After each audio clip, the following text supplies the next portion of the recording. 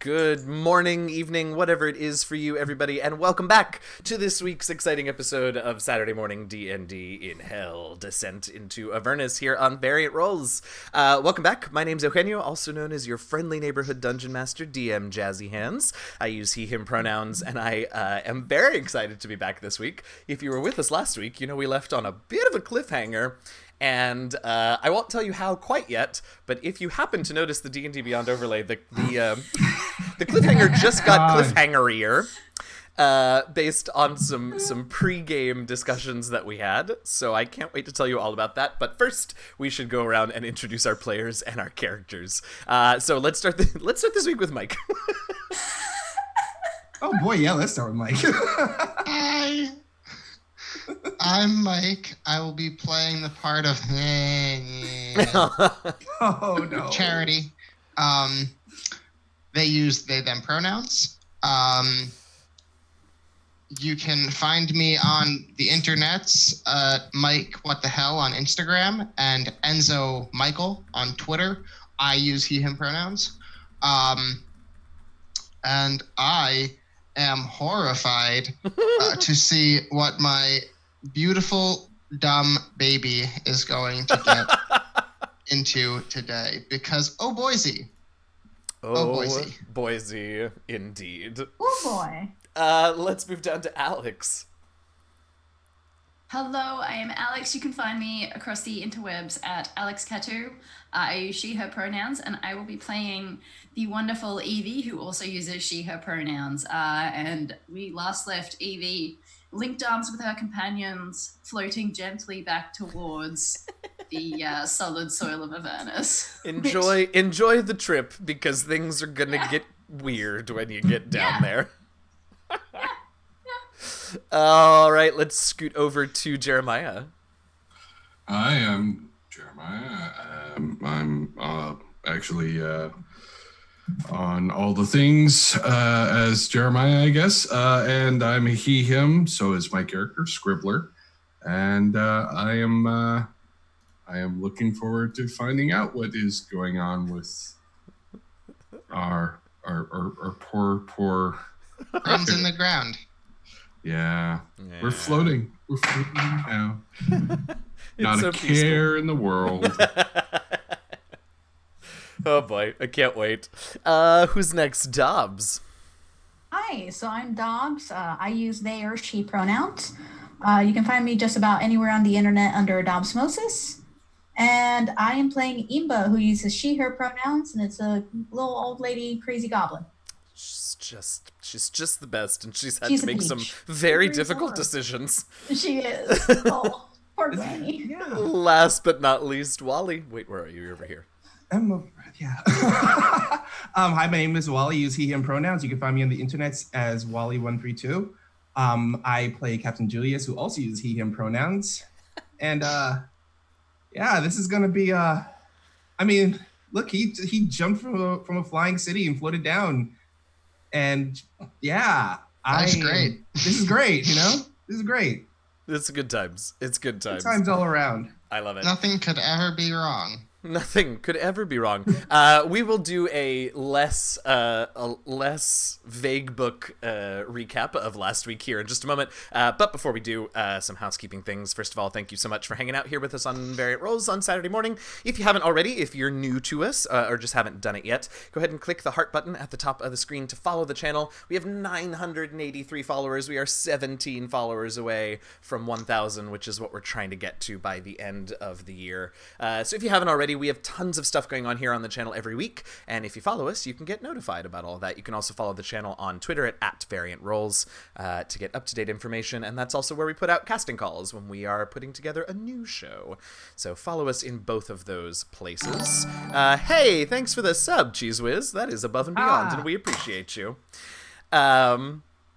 What other housekeeping things? Definitely keep an eye on our Twitter. We've got some fun stuff coming up that we're going to be announcing hopefully soon-ish. That's going to be coming up probably mid-December as we close out 2019 here on Variant Rolls. So definitely keep an eye on what we've got going there. I think that's all the housekeeping. Super easy this week. So, we're going to have to do 2 recaps. Let's keep them as concise as we can. Who would like to give us the recap of the scouting party up to the floating city, or at least part of it? I can do that. Yeah, do it.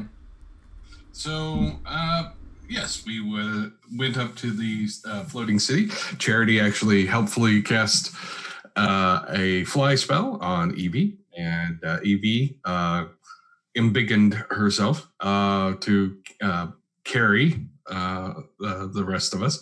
And we found ourselves up in the city and went to the sort of center of religion in the town, assuming that would probably be the safest place in town. We did a quick exploration, found some signs that things were even worse than we expected. Found that the companion, which the city was known for having, which normally shone like a second sun, was the black ball hovering over the city. We explored the chapel. Captain Julius and Evie managed to loot a alms while I wasn't watching. We went shopping for money. Yes. I love all the ways that moment has been described over the last half hour. And we found some refugees hiding in the basement. We experimented with a couple of options to try and help things out. I sent one of their people back to the prime material plane with a banishment, and then talked to them about sending them messages and such to see if we can figure out a way to help them out further. And we decided, okay, well, let's go back up because Charity's supposed to come and find us. Charity didn't show up. So we decided that it was time to go and find our way out. We almost got caught by some terrible things, but yeah, we almost did. Yeah, but we managed to avoid that fate. And in an act of, what would look like desperation, but which was actually clever planning, we ran off the edge and jumped. With linked arms and yeah, knocked ourselves off. And that worked out for us. We are floating comfortably, slowly, gracefully to the ground. I mean, a perfect song would go with it, but we don't want to get sued. Yeah, and we're sure that Charity and Dobbs and Cricken are fine. Totally fine. How much trouble could they get in? It's only been an hour. Yeah, I mean, it's only Charity and Imba. They're not going to get into any trouble. I'm sure that the reason Charity didn't show up is he got distracted, or they got distracted by, I don't know, literally anything. Literally anything. Yeah, definitely what happened. Fantastic. Okay, now speaking of Charity and Imba, we're clearly something has happened with you two. Who would like to? I guess it should probably be Charity, since we were sad to have Dobbs missing last week. Well,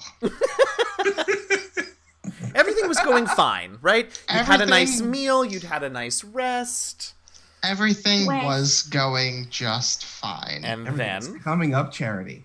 Just Charity chilling, sitting about, thinking of Zariel and her fall from grace. And suddenly, Imba pops up and says that we should hide. Charity, just instinctually being like, yeah, I should trust this, hides underneath the, front seat of the car. Not well at all. To which the car begins a-rockin'.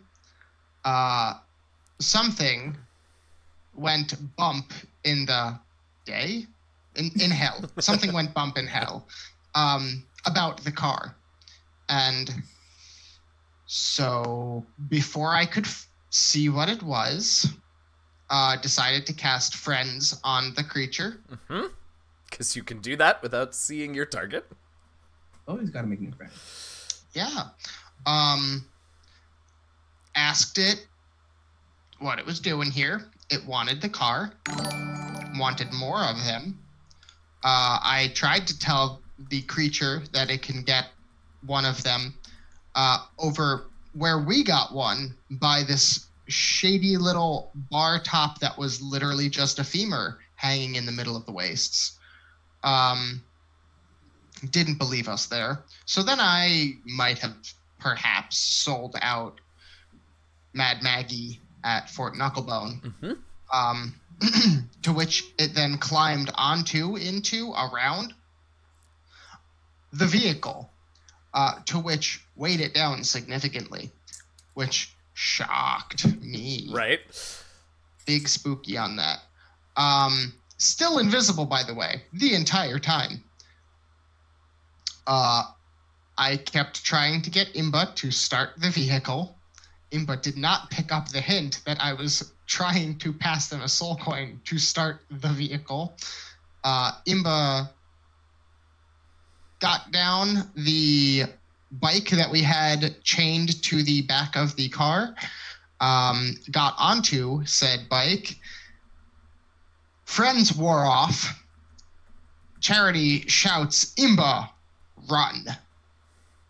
And, well, if you take a look over to the right side of the Twitch box, as it were, and look at Charity's HP and perhaps click on Charity's thing, you will make note that their intelligence has dropped to a whole mighty 5, as well as their charisma, the thing that they use to cast. They can no longer have any of their proficiencies, and I cannot understand language. Yes, it was a rough time for Charity. What we ended on last week was all of that. I wanted to wait for Dobbs to come back to find out how Imba was going to react to the situation. They have informed us how Imba reacted to the situation. So Charity was run over by the fleeing war machine with whatever this invisible creature is, although I guess they're not invisible anymore since they did do a thing to you. But anyway, oh yeah, hold on. Well, you can't see nothing. I can see vehicle. You can't remember nothing. And so the vehicle has rolled off into the distance, leaving Charity bruised and bloodied on the ground. Well, hey now, my perception's not. That's true. Your wisdom didn't change. That's true. Just your intelligence, which controls your memory. Did. Yeah. Are we seeing any of this as we're like? Yeah, that's what I would like to know. I think maybe as you get a little bit closer, well, I'll get to that in just a minute, but I know that there are new viewers who have not been with us before, so I'm going to do a quick recap of the very beginning of the whole story of the campaign, which is that our party is here in Avernus, which is the first layer of hell. They all got there by various means, but to sort of get to the point, they have been tasked by Charity's warlock patron, who, do we know who that is yet? We do, right, Charity? Have we've said it on air? We have not. Oh, okay. Ooh. No, but 'twas. I do. Well, that's right. You do know. So some of our party knows who the patron is, but it doesn't matter. Anyway, the patron tasked the party with going out to seek out these 9 adamantine rods, and in doing so have offered Charity something, and Charity in return has offered those party members who wish to get the hell out of hell an opportunity to do so. So they recovered, I think you have 1 rod, 2, how many rods have you actually managed to get? We managed to get a hold of 1. You got crickies. We only got crickies. Yeah, we only have 1 rod. Cool. That was it. So they have 1, and then they decided to go investigate this floating city, and here we are. So let's hop in. As the 4 of you are, the three of you and Lulu, are floating back down from the city of Elturel. You do see off in the distance, you see sort of a big sort of something kicking up dust, and you've ridden around in your war machine enough that you understand that it's probably, a war machine driving off sort of away from the river Styx, which, Cool. I don't imagine Hey, is a big that looks concern. like It's our driving cloud of away. dust. As you get a little bit, As you get a little bit closer down to the ground, you do see a smaller cloud of dust sort of heading generally towards you all. And as you get much closer to the ground, you see that this smaller cloud of dust is in fact Imba on her war bike heading towards you all. Imba? And touchdown you do, and the four of you are reunited. Imba, what are you doing here? Big thing. Invisible. Don't know. Charity. Charity stole the war machine and left. Charity still a war machine? No. Charity's Reasonable. still the war machine. Totally reasonable. Right. I mean, it's not. I mean, I'm unlike kind of them. It's proud how of them They that got they- the first one. I mean, to be fair, I'm kind of proud of them. They did it, but did they? No, not Charity. Big monster, weight down machine. Big, invisible. Charity needs help. Oh, okay. Okay. Well, let's. Oh boy. Let's go. Let's go. Do we put it together that other cloud of dust we saw? Oh, you can all make wisdom insight checks and see if maybe you put two and two together. Yeah, you know what, 15? Yeah, 16. I mean, I feel like that's probably enough. It's not such a stretch. Scribbler. I put two. I put two. and two Scribble. together. No. Whatever could have happened to our war machine? Where's the is war not machine, here. though? It's Right. I'm confused. So wait, that large. Oh. Oh Yes. no. Oh no. Bad. Oh no. Let's go. Let's go. Let's go. I suppose I should mention, since anyone who was with us last week might be wondering where Cricky is, we're going to do a quick smash cut over to the fleeing war machine. And as we see it sort of driving off in the distance, from underneath you see a little bearded devil who is hanging on to the underside of the war machine for dear life, poke their head up to try and see what's happening, and then go back down under the war machine and continue just holding on, hoping that they will be able to escape when the machine stops. And then we cut back to you all. We Okay. need to go. That's our war machine. We need to go. We've got to go. Is Charity on the war machine? They were. Where? R? Are? I don't know. Oh. Okay. Well, that could be problematic. I missed Scribbler this week. Oh gosh. Okay, let's go. Let's go. Let's go. All right. We're gonna go to where we parked the car. Right, which is a little ways away. Imba can get there fairly quickly on the bike. It takes you all a little bit longer, as you have no motor locomotion.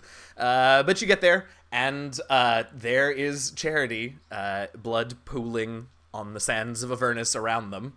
Not looking great. Now I will say, Charity is not unconscious, and Okay. their scores But are they're not not 1. moving. Their mental scores are not 1, so, like, I don't know, what is Charity doing? Or is Charity just lying there in immense pain? They're not moving. Okay, great. Have you seen Avengers when Loki gets beaten by the Hulk and is lying in the crater? That's what I picture Charity going through, and I feel like that's about right. That sounds about right to me. Evie is 100% just gonna like skid to her knees and pick Charity up, like oh dear. like you know, that kind of in the war, my down friend, kind of dramatic in the arms. You pick say up. in the war, I start singing a little Fall of Rain from Les Mis. Julius like runs over, stops. He's like, "Our war machine!" And I look at Charity. I'm like, "Our Charity! Focus, Julian. But our war machine! But our Charity!" Charity. Oh boy. And I go over to Charity like, oh, you sweet precious prince. Can you? Are you Charity? Scribbler, did you have a thing? Question. Hang on one You second, don't Charity. understand language. Hang on one second. I'm just asking Charity. Charity, are you all right? Oh, yes, that language thing is going to be fun right now.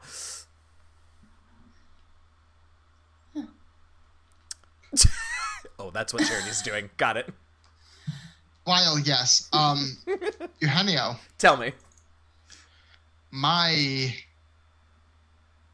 sword, Yes. is it still locked away in the extra planar dimension that I have to pull it out from? Yeah, I don't see why it wouldn't be, because you didn't have it with you, right, beforehand. It did not. And you've lost the ability to cast spells, but yeah, no, it should still be there. Cool. Oh, just for everyone's note,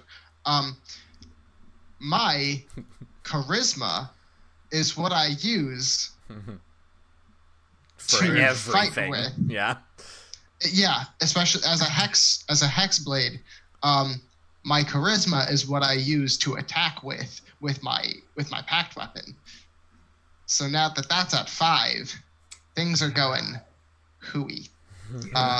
So yeah, Charity just kind of looks at Scribbler, and like a little bit of drool and blood, a lot of blood, some drool, you're not sure, is just like pooling from their face. They're just kind of looking around. It looks up at Mama. Well, there are certainly some flaws in Charity's character on a regular basis. I would say that eloquence was one of their capacities.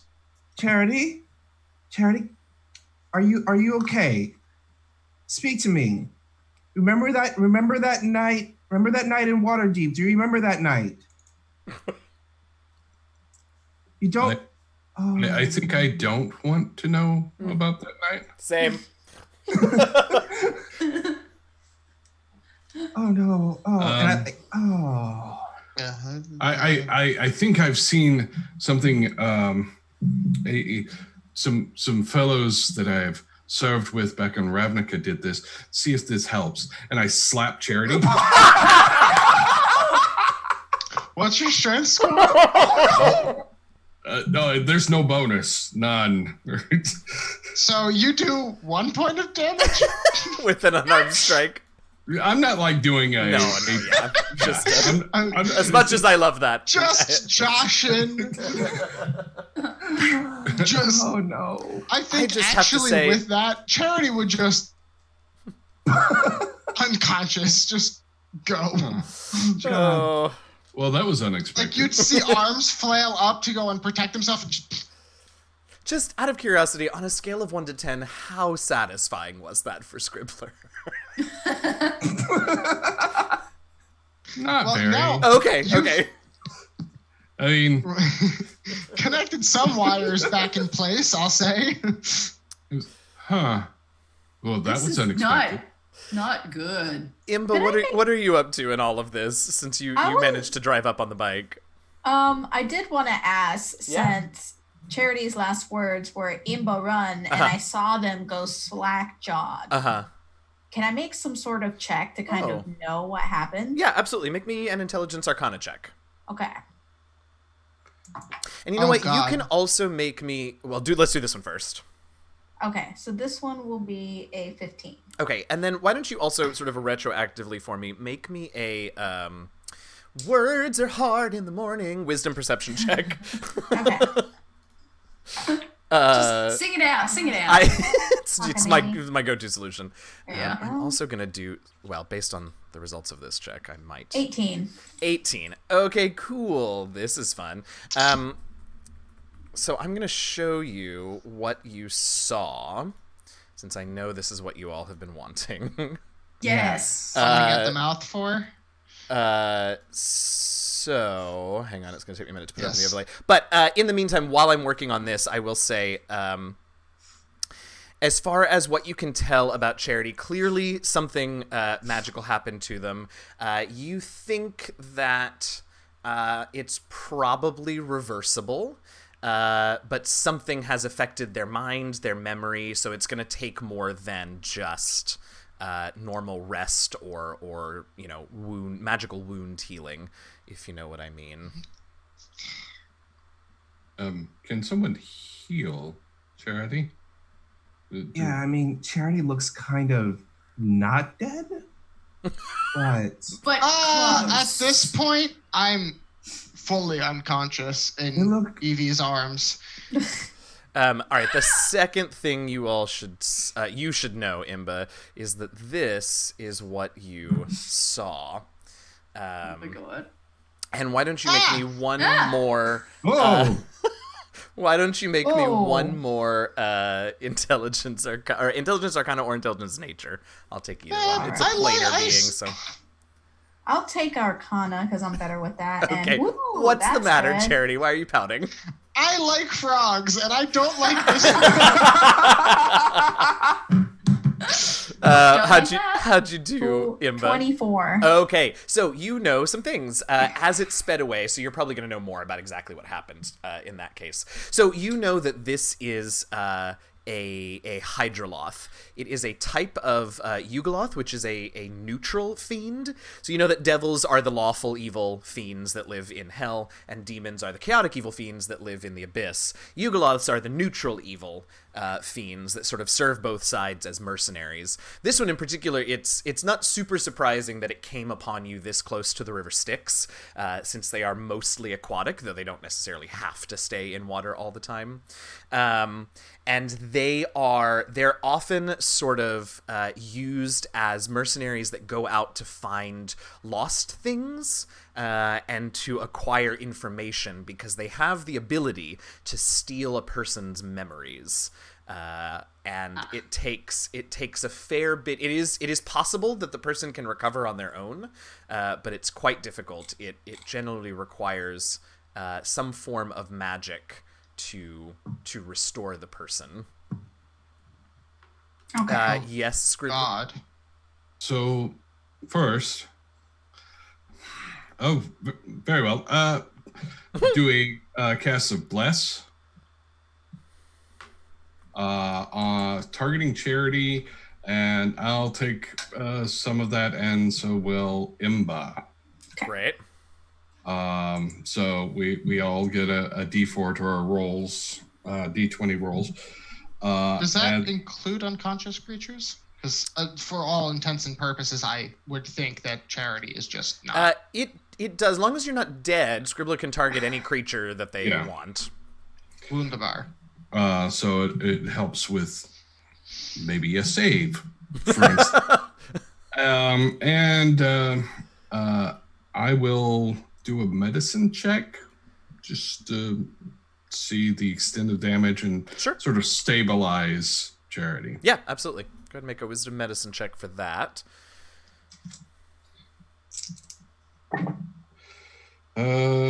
13? Definitely able to sort of stabilize them, stop the bleeding, the simple stuff like that. Was there anything else that you wanted from that? Can I tell how badly injured Charity is? Oh, real bad. You know that war machine? You know that Yeah, one actually, that we with a had? 13, like you can maybe probably make out like the tread marks. Well, I will do one other thing to Remember the improve, meat grinder part that we put on the front? Yeah, I do. improve Charity's condition. Hopefully this will help. Remove curse. So what does that look like, Scribbler? So, let's see. That is I want to double check on the Components. yeah. Yeah, I don't remember either. Verbal and somatic. Okay. So, Scribbler enunciates Charity's name translated into celestial, in primordial, and in finally in common as Scribbler rotates his hand around the, in a sort of circular motion with that sort of light blue circle with the triangle spinning in air around his hand as he does this. Okay, cool. Which I love all of this. Go on. which sort of begins to match a circle that rises from the ground up Charity's body and back and down again. Sort of a glowing effect goes up and down, and the curse should be removed. So as the circle sort of goes up and down as it reaches, as it reaches Charity's head, you see this almost watery looking, dark sort of something sort of be drawn to this arcane circle that's sort of scanning Charity as it is, and you see it be pulled from Charity's head, and as the circle finishes, this weird magical water or whatever it was just sort of seeps into the ground, into the earth of Avernus, and Charity's unconscious, has fallen asleep at this point, I suppose. So we'll see how that went. But spoiler alert, that did in fact solve the problem for Charity. Hey, I'll go and reset my. Yes, you can reset your stats now. Dang. Man, I was actually kind of looking forward to seeing what a 5 would do for me in those situations.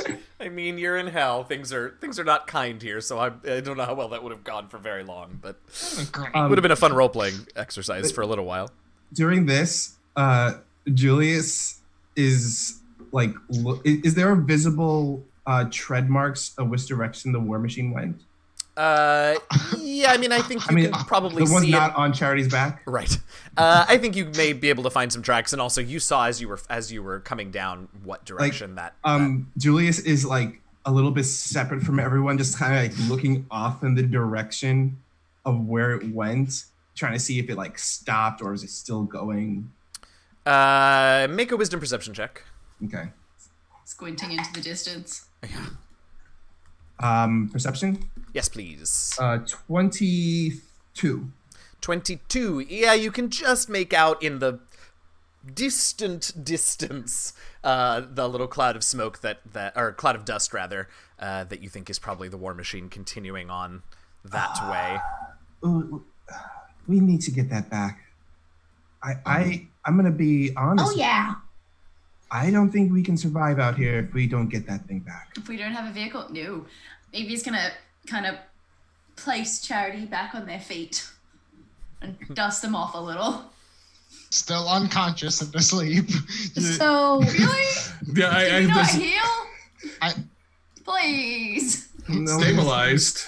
I'm Stabilized, stabilized. not dying, and not Okay. memory drained anymore. But I do kind of like the image of Amy going, "Oh, you're fine." Thwomp. Okay. Yeah. yeah, definitely. Oops. Definitely.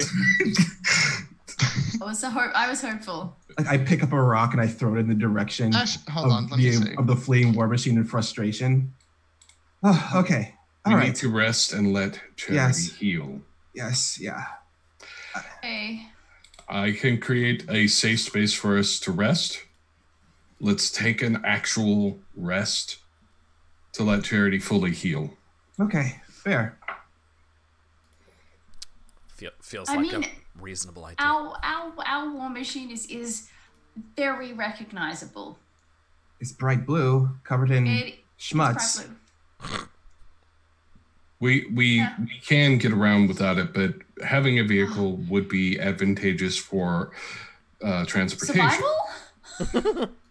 I don't That's the think it word actually. I don't think it actually is necessary to survive. People make it their way without them, but it does increase our capabilities. Agreed. Mhm. Right now, we need to rest. Yes, let's rest up for now, and then find that war machine. And let me see. Imba, yes. that thing. Do you recall it saying anything about who Wait, where is going to take that war machine? Well, I don't think so. it all happened very fast. It happened so fast, and it was like, ooh, I want more of these things, which, I can kind of relate to, but, To be fair, this is a but, once I realized what it was, it's bad news. Very Right. bad news. yeah, this is very bad news indeed. I am starting to chalk out a square around Charity and us as you guys are talking. Basically, I've gone back to just cradling Charity. I don't really have anything else that I can help with. I could just be large. I love it. So what's Scribbler up to? Tracing this square. Yeah, I'm casting Mordenkainen's Private Sanctum. That feels like a Nice. really smart idea. Yes, takes 10 minutes, so I'm doing that. And as I do, you guys can sort of see the blue glowing line beginning to form on the ground as I'm casting, and it slowly raises up and forms an opaque blue field around us. So Cool. Okay. Let's for the rest. record, for the record, Yep. nothing can divination spells cannot see us in there. Great. Sound can't pass through the ward. Smart. It also prevents dark vision if that were a factor. Okay. And planar travel is blocked within the warded area. Nothing can teleport in there as well. A secure. How big is it? 50 foot square area. It 100 is feet. a 120 feet area. Got it. Got it. Nice. Nice. It's a little bit bigger than Tiny Hut. Now that we're Yeah. more powerful adventurers. I mean, love it's like you went from your first college dorm room to your first studio apartment. That's right. Yes. I love it. Studio apartment with four friends. Sounds like typical New York. Party. Great. Okay, so you are in this sanctum, and you're able to take we won't belabor the point. You're able to take a long rest without being abused or otherwise engaged. After I cast it, I also cast a magic circle inside, just in case something comes through. We're just really covering our bases here. I love it. Probably wise. Yeah. Especially here. Yes. It's hell. It's hell. Right. I'm gonna hit that long rest button. Yes, you can all hit that long rest button. Let's watch Hello. those HP regain, Charity. Oh, here comes the Alright. train. Ugh. All my runes are back. So I guess the big question while you all are doing that and resetting your stuff, the big question that we have next is, of course, what is next? So you have information about the town. You've got Lulu with you, who suggested one possible location for where the next rod is, and Cricky also gave you a suggestion for where the next rod may be. He's not there to guide you anymore, but he still sort of told you where it was, or where he thought it was. And then, of course, you have whatever other, because I'm not going to assume anything after you decide to take a detour to Elturel, whatever else you might want to investigate here in Avernus. Scribbly, do you have the map? Can you bring it up for a quick second, please? Mm. So, Bring out the map. Yes. looking at the map, is it possible, and especially, I read maps as a pirate. Sure. Am I able to look at this map, look where we are, and kind of make a rough estimate of which direction and where the war machine may have been going? I mean, the best... So, Fort Knucklebone was not on the map to begin with, although I think it might have Right. gotten marked at some point. I don't honestly remember. But your best guess, based on what Imba was able to tell you the day before, is that it was headed generally in the direction of where you all came from, which was Fort Knucklebone. Yes, that's true. But, you know, you all are pretty far east on the area of Avernus that's on this map, and so there's a lot of possibilities sort of to the west of you. And there's no telling, you know, if after it got a distance away, it sort of turned more north or more south. But in that direction, at the very least, you know, is Fort Knucklebone. I mean, I probably know that Charity gave up Fort Knucklebone as saying that there were more of those machines. Almost certainly. Okay. It's like, well, Charity did mention Fort Knucklebone, so if that creature did want more machines, it's possible it headed back that way. Yes. Oh boy, Charity mentioned Fort Knucklebone as a location of more machines. I mean, he tried to direct them back towards the bar, and the thing was like, Then Charity was like, well, Oh boy, we have to go back there. yeah. I would point out machine. I would point out the error in the thinking that we should go to the place after sending. Oh gosh. Oh boy. I think we might want to avoid Maggie for a while. I mean, Yes. yeah. If she knows, if she finds out it was us, Yeah. or Charity at least. Yeah. All right. Well, that's a bit off the list of places to go for now. Well, The we big need a yikes war for machine me. back, though. We do need a war machine. We do need not only our war machine, we need a war machine. Yeah. Well, perhaps we can acquire one when one comes along to kill us. Something that's I'm a not good used to idea. doing. That's a good idea. All right. That's a fantastic idea.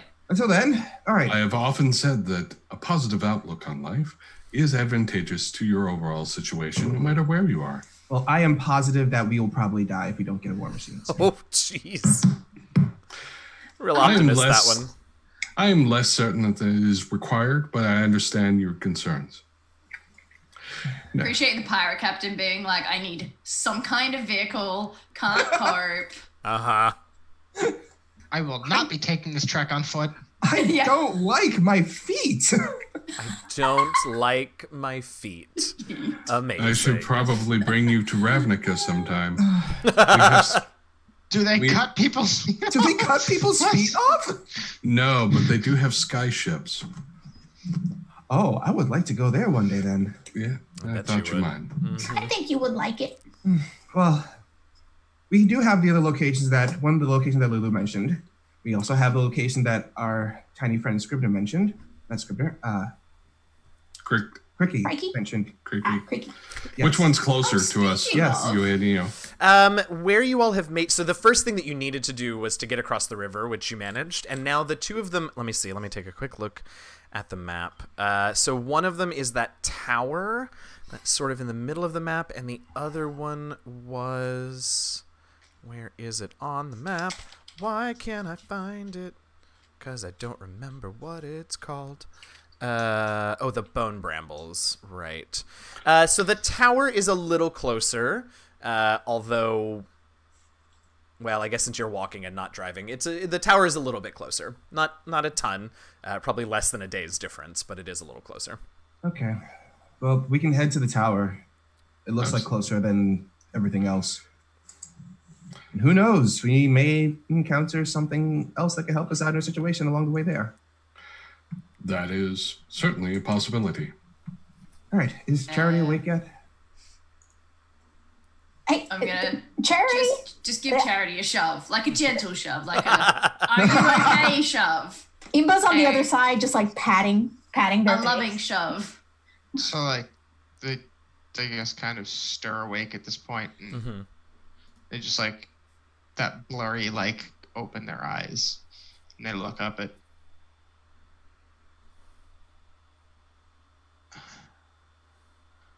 hello. Oh, Hi, they speak. Hey. Hello? Greetings. you got run over. You can talk now? I'm still like patting their face. They like grab your hands. What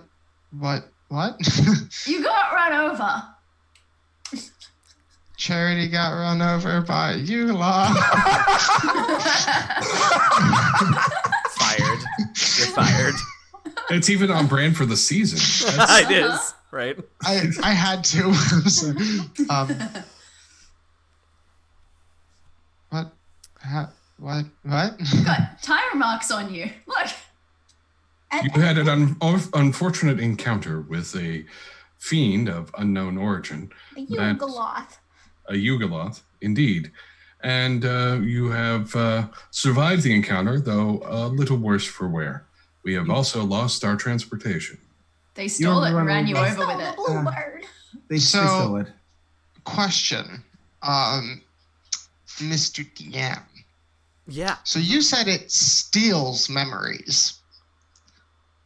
Those memories, do they return to me upon the breaking of this curse, or do they also shunt themselves away with it? No, Do I you have have to, like- you have all of your faculties and all of your memories back. You don't know what the Hydroloth still remembers that it took from you, but you have access to everything that you had before.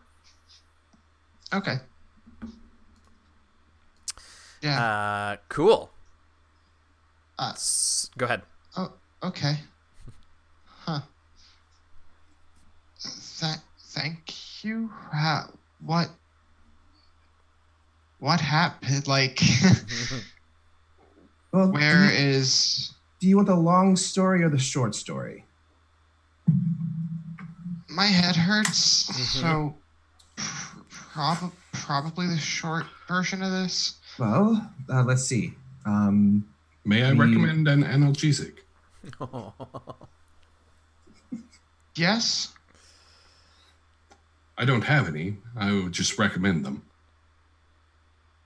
Scribner, Yes? did you make a joke? I do occasionally. Wow. Oh. All right, so we're gonna move forward. So you all, Charity has a headache, and you all fill them in on whatever it is that they missed, Yes. and then set out to the towers where we want to head. Yeah. Yeah. I think the Okay. towers. Yeah. We've got to do something.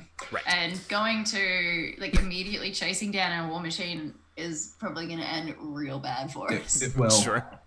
It will not end up well for us. So yeah, I guess we'll just head towards that tower. Okay, great. So while you are traveling, now that you're traveling by foot, with the exception of Imba, who I assume is taking the war machine with her, so that you all have at least that, the war bike, I should say. Did it take any of the soul coins? No, I assume you had all of those on your person. So there was the one that was still fueling the war machine at the time, but Oh, I am so left with how long? I'm How left long with did a you- question. Yeah? Actually, Yeah. an important question. yeah. Given what we know about what might be going on with, we don't know, but we, the players, know that there Sure. might be some changes going on inside Charity. Is Charity suddenly having a problem? Oh, yeah, because you've got all the soul coins. Yeah. Yeah. Yeah, 1, 2, 3, 4, 5, 6, 7. Yeah, that's What's Charity's 7. con modifier? not high enough to be 7. My So, to con fill is in- +2. To fill in our viewers, unless you are of an evil alignment, carrying more soul coins than your constitution modifier is a, let's say, difficult proposal, as these coins are pretty inherently evil in their construction. So, like, stirs awake, starts answering questions, head starts hurting, and then all Yeah. of a sudden just, like, drops their entire bag of coin. Like, all of it. Just like, what the Charity. And you suddenly feel better once you drop them. Your headache eases. I mean, you still have some aches and pains because you got run over. Yeah, But- yeah. A whole 2-ton machine Right. just put me in the ground. Right. They planted me like a dumbass tree. But something eases. Yeah. Something eases and some tension releases in you when you plop that down. Charity. You okay? Why? Oops. Why are they screaming at me? What's? Oh, that'd be the souls. Oh, Yeah, they're always screaming. What are you talking they're about? always That's They're louder now. Louder. This behavior is not typical for you. Are you still suffering under the effects of any particular enchantments? I would have thought the spell would have relieved any conditions. I'm gonna go and like try to pick the bag up again. Just like it's heavy. I mean, you can do it. It's not like it's not possible for individuals to carry more soul coins than their con modifier, right? But mechanically, it gives you disadvantage on basically all of your d20 rolls. So it just feels heavier than it was before. The headache comes back in full force. You feel a little sick to your stomach. like I touch it and I'm just like Oh. I just put it down. This doesn't bode well. We need to. You usually were able to carry those things just fine, but now you are looking uncomfortable. Perhaps lingering effects from the attack. Maybe. Yeah. Well, maybe if you sleep this off, maybe we'll give you another. Maybe we could try splitting up the carrying of these soul coins. I was about to say maybe in the meantime we'll split them up. Yes, I think that's the best idea. Tie him to the bike so that nobody actually has to physically carry him.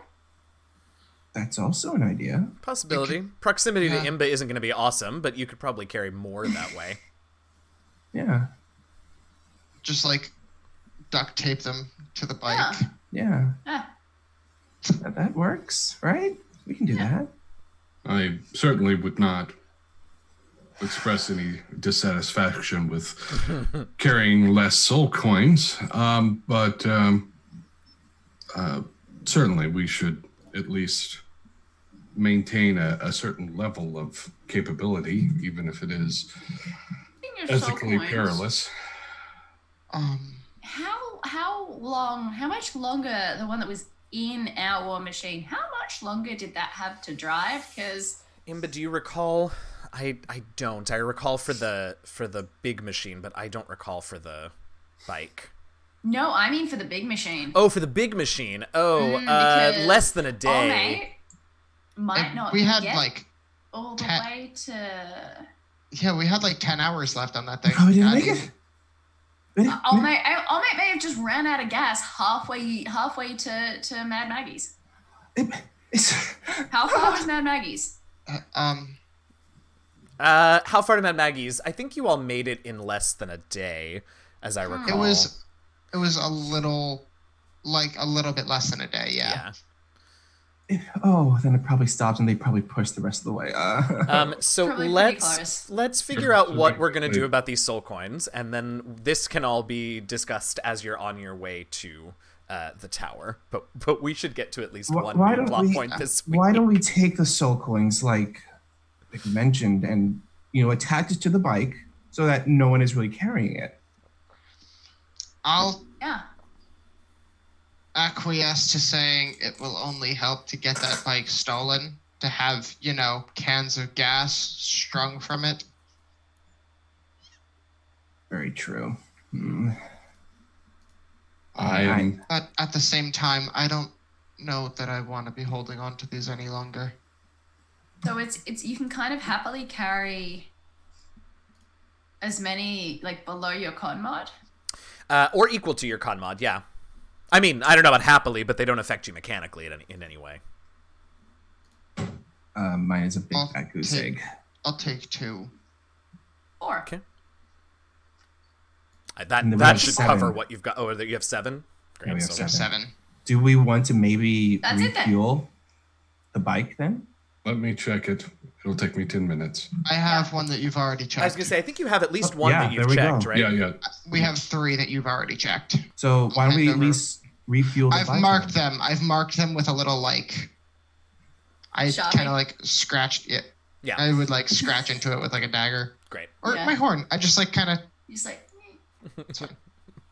So why don't we refuel the bike so we're at least down to 6? That's less for us to carry. do that. All right. So as I recall, Charity, the ones that you checked, there was a 1 charge, a 1 charge, and a 2 charge. Is that correct? Yes. So I have one that's a 3 charge. Of the ones that that's we've 3. checked, though. Of the ones that we've checked, one of them is a 1 charge.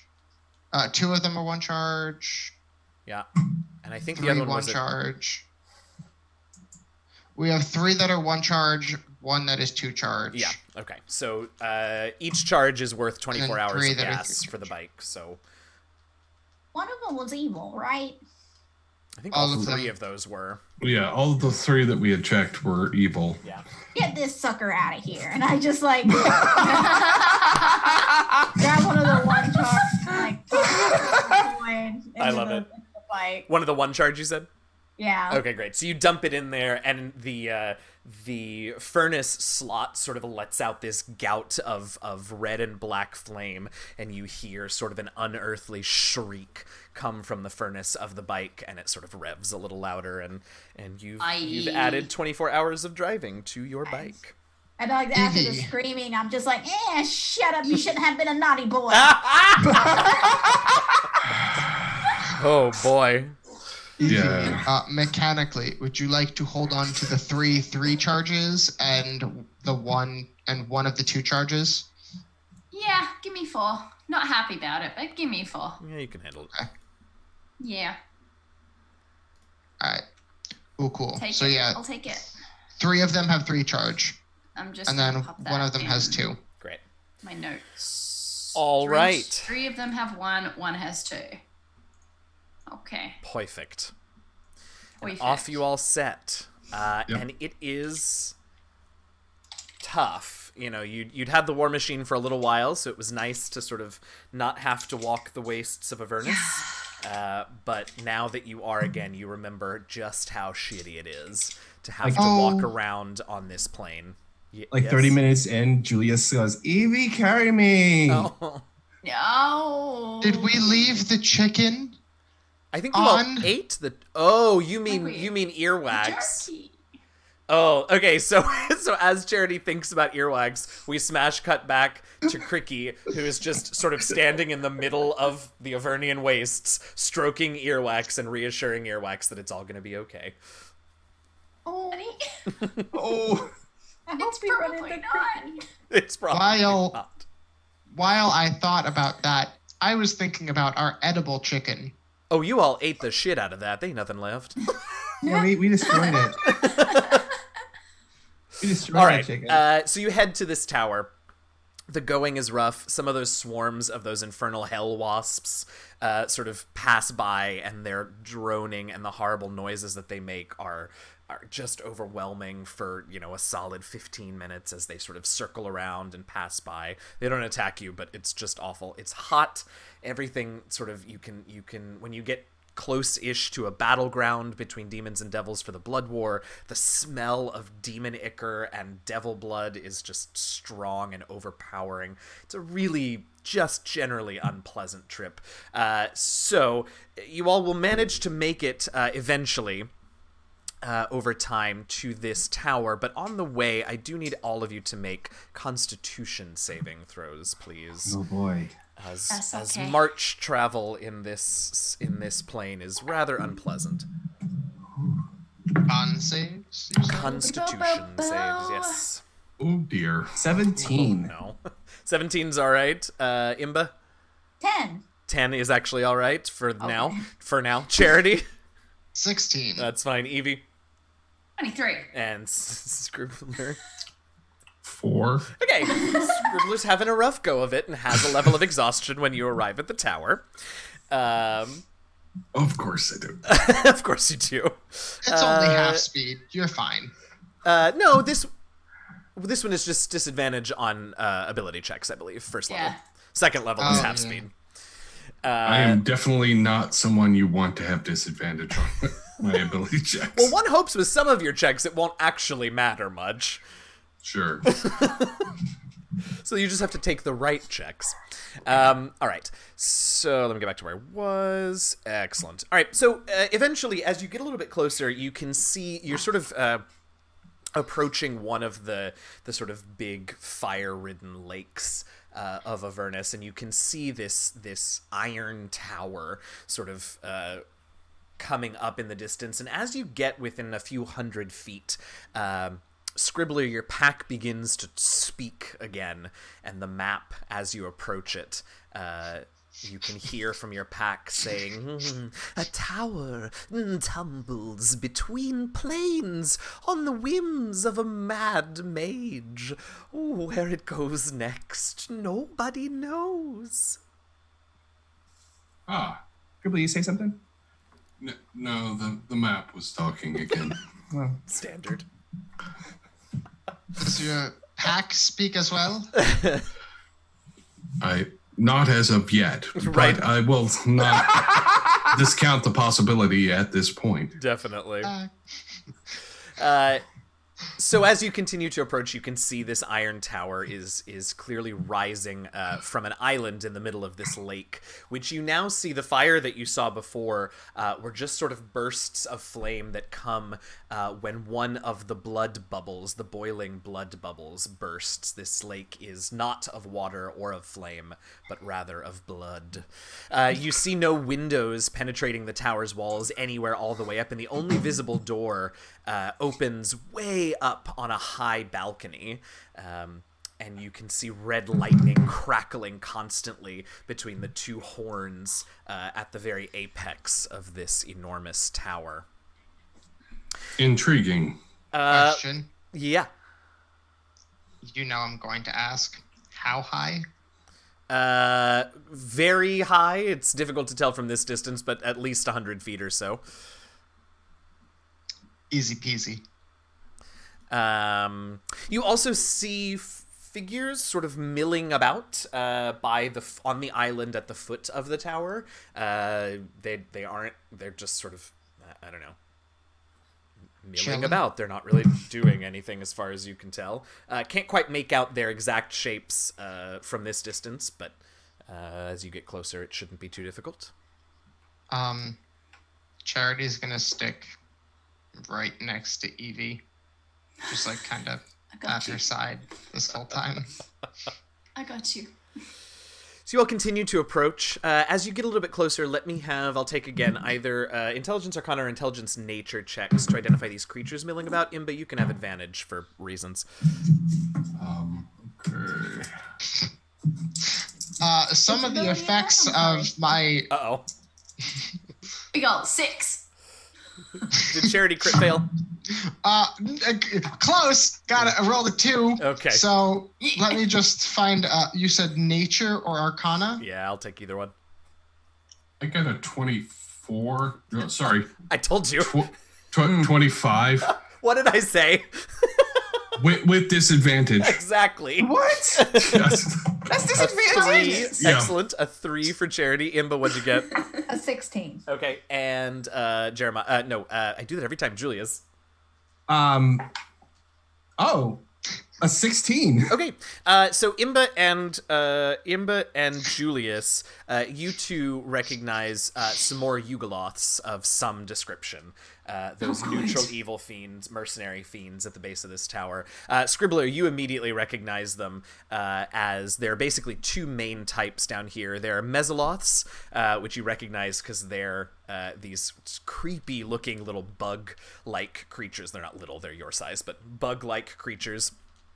And then there are, I have to remember which ones these are. Oh, right. And then there are Nikoloths. Fewer, there are about 3 Nikoloths, which are these great big hulking green winged sort of. They're the muscle of the Yugoloth world, or some of it anyway.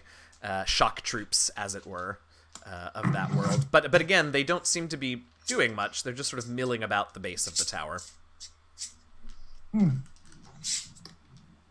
Well, it looks like those things that did to our dear friend Charity. What? Sort of. Kind of like it. You I don't know. you say that and you immediately see them Bless you. sneezed, and then inch closer to Evie, Also, I just love how dumbass SWAT was just put together. I was like, Yeah. yeah, I'm gonna go closer to Evie, and then Yeah, we're just like, immediately yeah. my intelligence was just Like- lowered. Yeah, Evie just like, is not smart, but she's also not stupid. I've got No, like she's a not. +1. Oh, yeah. +1 intelligence. It's the I'm wisdom still- where we've got problems. Right. I'm still lingering from the effects of my having a whole 5 for int. Yeah. Right. So I'm like, dumb baby. Yeah. But no, Evie's kind of, I guess, linked arms with Charity, and it's like, yeah, how are you feeling? Like, just checking up. You feeling okay?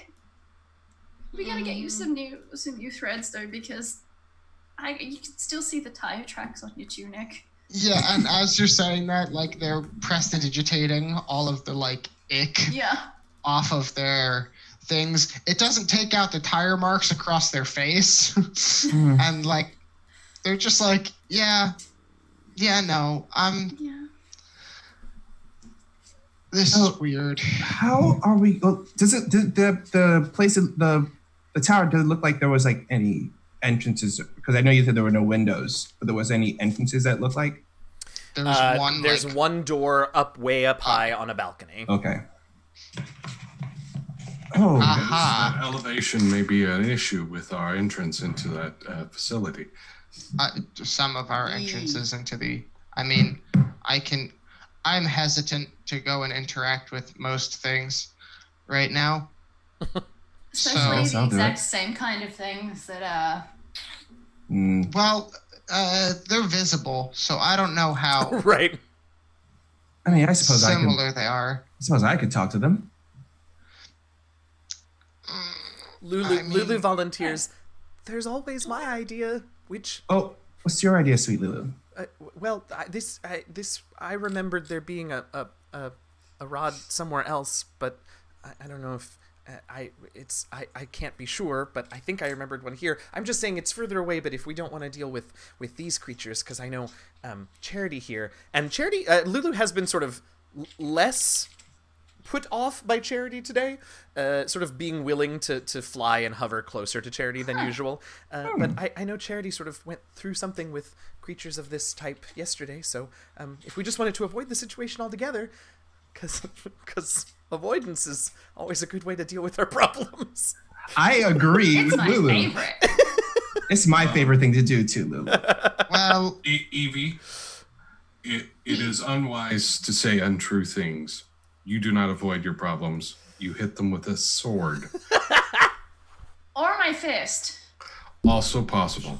Or my entire body. I figured out how to do that really well. I'm saying that avoidance is not usually within your milieu. Wait, how do you figure Well, out to look. hit someone with your entire body? it's Okay. very. I've been practicing, and you got to take a run up and just yeah. It takes a little bit of practice, but I really think I've nailed it at the moment. But like those things, I don't know if I could successfully body slam them. So avoiding may actually be. I mean, true, I generally don't avoid things, but that's because I can body slam most things. I These am guys are bad news, though. I am kind of a fan of avoiding things because, as I stated before, I am a coward. You did So state that while- before. You did. I mean- I don't wish to run counter to your expectations. However, I think that maybe avoidance may be outside the best plans available to us. I hate to say this, but I think I'm with Scribbler. I Wow, put you my have I put my changed. hand on Yeah, I put my hand on Charity's forehead. I run very hot, as I always do. Yeah. What were you gonna say, Scribbler? I immediately look off like I'm looking at a chalkboard, looking at the equations. Yeah. Like the calculation face, like I love it. Now, Yes. Did I catch that proper? That the talking map said something about a mage? That transfers between dimensions, yes. Better and better, really. awesome. Which means a mage of a certain amount of skill and power beyond possibly even mine, but I mean, I think that maybe talking to big strong wizard might be good here. well, there is that, and I would prefer to talk through this, but adding extra transportation to another location and then having to come back to still deal with this. I think it is best to confront the issue at hand, deal with it, move forward, and then move to the location that Lulu suggested. I do think that avoidance can be a useful tactic, but in this particular case, it would cause more hardship than good. Well, let's just request a parlay then with this owner of the tower. Probably these guys are being used as his security detail. I don't know. Security doesn't usually just mill about, though. Right? Do they No, look? totally do. Do they look totally like do. on their guard? No, not at all. You don't need an insight check for that. Like, they're being super chill, and obviously not actively doing much of anything. Occasionally, like, a couple of them will scuffle and, like, get into a little fight or whatever, but that's about it. That's Avernus. Yeah, as long as we're fighting amongst ourselves over there, it should seem like we're just part of the crowd. All right, let's go then. Do I know anything about these creatures? Have you guys like divulged any of that information? You know what they can do. Well, you know what the other Intimately ones can do. familiar with Yeah, at that's least, We know what at the other least one thing can they can do. I certainly relate that they are variations on Yugoloths, and that Yugoloths are the mercenaries of the fiendish world. Yeah. Mercenaries. Got it. Okay. I'm gonna flip a coin here to see which of the two over there I turn into. Okay. In like a disguise, like my disguise self. Your disguise can't change your size category, right? No, but it can make me look at least I think a foot taller. Okay, the winged green shock troop ones are much, much larger than you. In terms of convincing size-wise, you'd be better off doing the Mezzaloths, the bug-looking ones. Yeah, I'll Okay, great. How'd that go? sprout. What's that? Sprouting arms. Yeah. I just wanted to see if you'd do it again. Of course. I mean, come on. I love it. Yeah, okay, great. I think you might be... Because you can't change your number of appendages, right? So I think you might be short a couple arms. But I could look it. Oh, okay, I see. All right, so that, and you all approach. Yeah. There's a little sort of rickety-ass wooden bridge, or I guess it would have to be metal since occasionally the boiling blood bursts into flames. So a metal bridge that crosses the part of the lake, the narrowest part of the lake that then leads to the island where this tower sits. You all please. get... Be right back. Okay, Sorry. you all get some... Yeah. You all get some strange looks as you approach, and in particular, the Mezzaloth among you gets some sort of scornful looks as it is traveling with various humanoids, but nobody sort of bothers you. They just, they stay out of your way, and nobody sort of questions or bothers you as you approach the tower. Right, just make my way. I'm like just my usual swagger, like just walking my way up to the tower since they look like they're not really like paying attention to us or bothering us. No. Yeah, I just walk up to the tower and I look up at it because there's no obvious door at the front of the entrance, but like way up at the top, right? Yeah, no, definitely no windows, no doors, no nothing to get in, except for that balcony door way up at the top. I look up and I look back at one of the mezzos. Mm-hmm. And I go, "Hey, what's the deal with this tower?" It sort of looks at you and looks confused for a minute, and then you hear a sort of whining, chittering voice in your mind say, "Are you talking to me?" Yes, I was talking to you. What's up with that tower? And it sort of looks up and looks back at you and says, "Why do you want to know?" Because it's a tower in the middle of nowhere. And you seem to be milling about around here, so I figured maybe you know something about it. And the Mesoloth takes a deep breath and says, "Well, I do know about it. I'm here to get a job, and I don't want you taking it, so why would I give you any information?" Oh, wow. I was not aware that they were offering jobs here. We are not here to take your hard-earned coin. Don't worry about that. We know that you work hard for your money, and you're always looking for a quick cash. But it's not our intent to take that away from you at all. We are just curious about the residents of this tower. Why don't you give me a charisma persuasion Okie dokie. roll? Because this Mesoloth is not super into 25. talking to you. Okay, well, you were Yes, very that's my convincing. expertise. You were very convincing in assuaging the Mesoloth's fears that you were there to steal the job, and so the Mesoloth just sort of goes, "Well, if you don't even know who lives here, why on earth have you come? Like, clearly you don't want a job from the Archmage, and you're not. You don't know who lives here. I'm just very confused about your presence." Well, let's put it this way. Yes, we are not here for a job. We are just curious who lives in this building because look at us. Do we look like we belong here? No, yes, Scribbler. I'm gonna reach over to the bag on the bike and grab one of the soul coins. Oh, all right. Do I notice Scribbler doing that? There are no soul coins. Oh, that's right. on Yes, the bike. yes. Yeah. We've got them. Evie's got Oh, 4 of right, them. okay. Charity's got. Yeah. So you can certainly ask Evie for one. Evie, Yeah, may we've got. Yeah, I see Save the good ones. I got this. And Oh. Well, hold on. Let Scribbler is doing this sort of on the sly. So Yeah. We obviously don't belong in this terrain, in this hellscape that you guys call home. And because we see this tower, that we have heard rumors that there was someone of great stature and power here that resides here.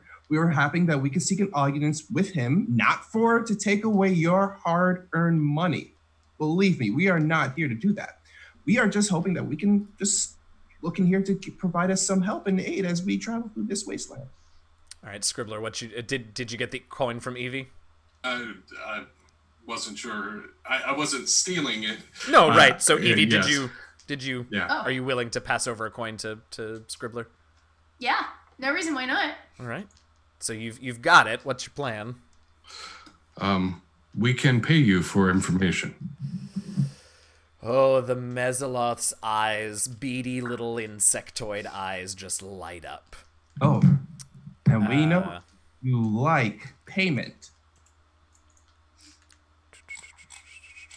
And so the Mesoloth sort of nods and says, "Oh, well, yeah, absolutely. What would you like to know?" Well, for one, how does one get the attention of this gentleman? Well, he will occasionally come out on the balcony to see who's available for any of the jobs that he needs us to do. I wouldn't recommend trying to barge in. Experience has shown that doesn't go well for anyone. This would have a name. That is a good question. Does this Mesoloth know? Yes, he does. He says, "With the Archmage or me?" The Archmage. No one cares about my name. Yes, the I do. Archmage's Oh no, I would like to know your name. He says, Don't. "Nope, it's too late for that. The Archmage's name is Mordenkainen." Ah. I've heard of him. I imagine that you have, yes. But if you Oh. would like to tell me your name, And the Mesoloth sort of eyes you up and down and says, do a little insight roll. Hold on. You can call me Steve. Hi, Steve. I'm Evie. Wait, Steve. Oh, well, pleasure to meet you, Steve. I am Julius. Is it worth it? Is it worth it? Is it worth it? When he says Steve, Julia slowly looks back at Scribbler. I love it. This is hysterical. I love it. Being that I look like one of them, I'm just gonna kind of mill about. Okay. I'm gonna do it. I love it. Wisdom saving throw. Yes. Well, actually, I don't know. What is this thing's bonus? Hold on. That is... Oh, it's a 0. So that's a 16? Below target. All right. Or no, the save DC is 16 specific. So he made it. Yeah. Yeah. Steve is such a great name. So as Scribbler tries to pry the true name of this Mesoloth out of it, there is a particularly loud and bright, there's a particularly bright flash of that red lightning and a particularly loud crack of thunder that immediately follows it, and out onto the balcony steps a bald human man with a neatly trimmed black goatee, and he puts his hand sort of on the railing of the balcony and looks down at all of you and the Yugoloths down there and takes a breath as if to speak, and that is where we're going to take our mid-show break for this week. Hey, thanks for hanging out, everybody. We appreciate having you here on a Saturday morning or a Saturday evening, depending on where in the world you are. We're going to take a break, probably about 10 minutes or so. Run, grab some coffee, grab a beer, grab water, whatever you want, but definitely grab water. Stay hydrated. If you haven't already and you've joined us since the beginning, hit the follow button so that you get notified every time the channel goes live, and we'll be back in about 10 minutes or so to see what Mordenkainen has to say to the assembled creatures below. Thanks so much, everybody, and we will see you shortly.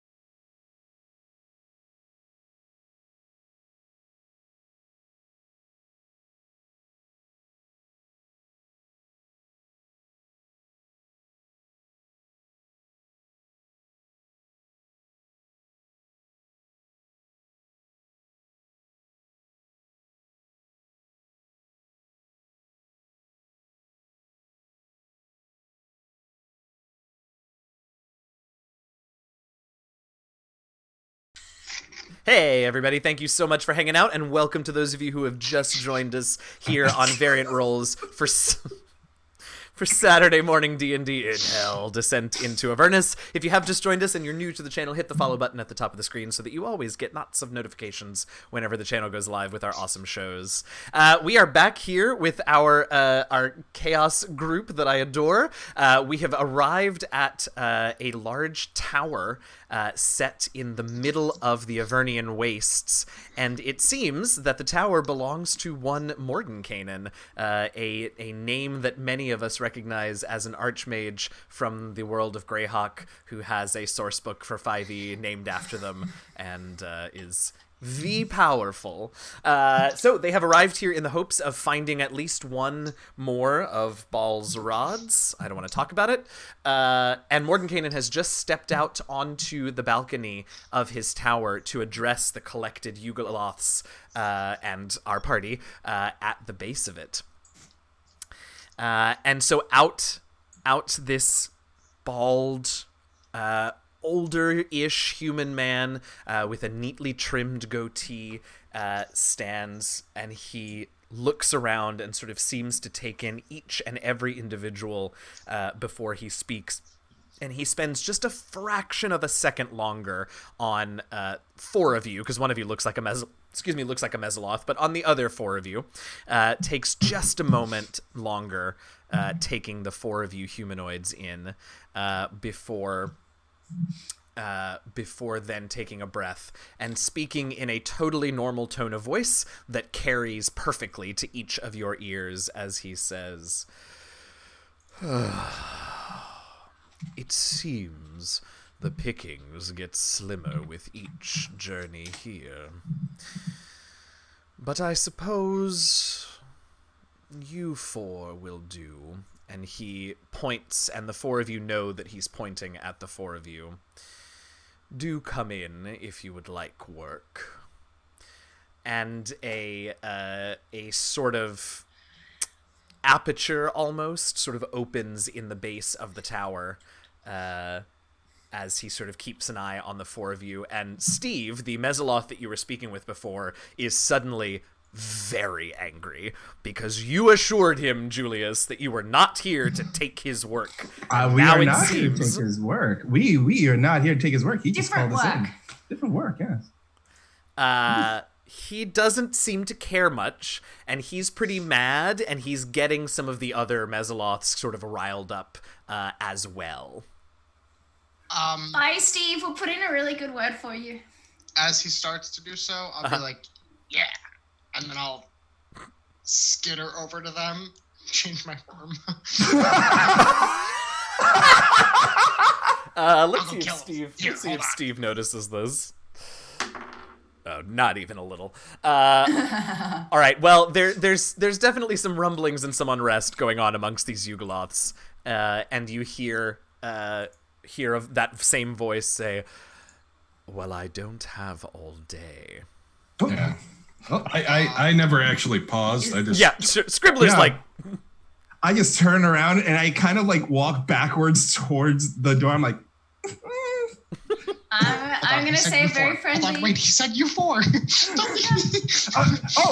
I lean up to my. Excuse me, sir. 5. You missed one over, and I point over to Charity. He just sort of looks at you, but doesn't even deign to respond. And I go, "You're good. We're good. Just bring them in." Just bring him in. So you all hustle on over to the aperture, and right before you sort of all get there, the Mesoloths sort of turn around and realize that in trying to rile each other up, you all have gotten away and gotten to the door, and they start speeding towards you all. But as soon Steve. as soon as the last of you passes through the aperture, it rotates in and seals shut again. And you don't even hear them. Now that you're on the inside, you don't even hear the sounds of the Yugoloths outside. Just sort of a cold silence here in the interior of this tower, which seems, at least in this sort of bottom floor, to be fairly nondescript. You don't really see much furnishings, or any furnishings for that matter. There also, for the height of this place, there isn't an obvious staircase or any way up to the tower, to the upper levels of the tower. And as you sort of look around, a section of the floor begins to lower, and Mordenkainen stands upon it, and it reaches the bottom level where you all are standing, and the sort of disc that he was riding down on vanishes and reappears up in the ceiling, sealing the hole closed again. Is the place bigger on the inside? It was pretty big on the outside, but it might be a little bigger on the inside, maybe. It's hard to tell. And he says, so he looks to you all and says, Reminds me of home. he does look to you and he says, interesting. What brings you to my tower? We walked here. Your feet. An apt answer for my question. Let me rephrase. And he looks almost pleased at what he perceives as a sort of clever answer, but It was. It sure was. Was right. Ain't wrong. so with the tiniest of smirks at the corner of his mouth, he says, so I shall rephrase. Why are you here? Oh. We are seeking a rod. A specific magical rod made of adamantine, marked with symbols, written in Infernal? That was I thought it was. Oh, goodness. I know It's the not difference. celestial. It's not celestial because I could read it. I thought it was celestial specifically. Let me read it. Hold on. I don't remember. Hang on, I got it. Pulling up here. Forge features, blah, blah, blah, blah. Oh, here we go. Adamantine rod, solar, incendiator lock 4. Incendiator lock 4, yeah, and it is an infernal. In Infernal? Okay. He sort of quirks his eyebrow and says, and why would you be looking for those? Well, we believe that those rods have the capability of currently if you have seen it, obviously with a mage of your grand power, as we know what's going on around here, have seen the floating city above there. We believe that perhaps those rods could solve the clues to why it's down here and perhaps bring it back to where it needs to be. He turns back to Evie, who he still thinks is quite clever, and says, is he always this obsequious when he speaks to his betters? What does that mean? Not the betters part, I get that. The obsequious bit. No, I understand what you mean by betters. But He just said, my name's Evie. This is Scribbler. This is the captain. We've got Charity and Ember as well. and, What's your name? And I'm Lulu, who I And keep Lulu. forgetting is right, with you. I keep forgetting Lulu. And I'm going to point up to where I assume Lulu is flying. Yes, absolutely, and she is there. And this is Lulu. I might have to And add. it's a I might have to real add pleasure to invisibility meet to her you. spell list just to sort of. Yeah. uh, And it is a real pleasure to meet you. It's such a nice place you've got here. You just sort of watch as his face like falls back into that sort of stoic neutral as you talk, Evie. At any rate, yes, of course I noticed. Elturel in the sky didn't much care, to be honest. Not why I came back this time. You wish the rods. I've got 2 of them. Oh, well, yes, we would like those 2 rods. What might we be able to do for you? Ah, That might pleasure someone with those. a bit of sense. I do carry a few at my side, yes. I'm looking at his platform and seeing if I can work out which of the 3 or 4 methods I can come up with as to how it's operating. I'll take an intelligence arcana check. Okay. This will be fun. I can't wait. I really like that Charity's getting more Shakespearean, like just a Shakespearean fool. How was So the check? 26. Best guess is it's some form of floating disc, but modified in several ways to make it, well, probably permanent, and also like it seems to have some other properties. But the base spell looks like it was something like a floating disc. Look over like I'm making some notes, put some scribble some notes in my pad. Are you using the variation on the original Tensor's disc, or are you using an upgrade of perhaps a levitation or creation method? He looks to you and says, "Ah, a fellow devotee of the arcane arts. Do you know Tensor?" I've not met. I have read some texts on the individual. Well, that's good. I improved upon his spell, but don't tell him I said that. He would take issue. You should perhaps come visit my homeworld sometime. I think we have some refinements that would improve upon your work. And he looks absolutely flabbergasted at the suggestion. I thought I stuffed it up. Wow. I look at Sam like, oh. He chokes. Listen, there ain't no better metal than Mizium, I'll tell you what. And he, at that, he sort of thinks for a minute, and he says, "Ah, you are from Ravnica, then?" Yes. Interesting. I have not had the pleasure of visiting your home for some time. It seems perhaps a return trip is in order. Perhaps to share information. And certainly we could help you improve your techniques. Now, Every time he says that, Charity just like flinches almost. Like, please don't get me dead again. Please don't get me dead. like Julius is in the back and like, just no. Just stop. That said, I do find that your presence here is advantageous to our situation as well. Perhaps the task at hand would be something we could accomplish for you. He thinks for a moment and he says, well, I have no real use for the rods, so I suppose if you would be willing to take care of a small matter for me, then perhaps I might be persuaded to part with them. Small in your grand scale, or to us as well? All is measured by my own perception. What difference does it make if yours is different than mine? Well, I assume it's because you're hiring us.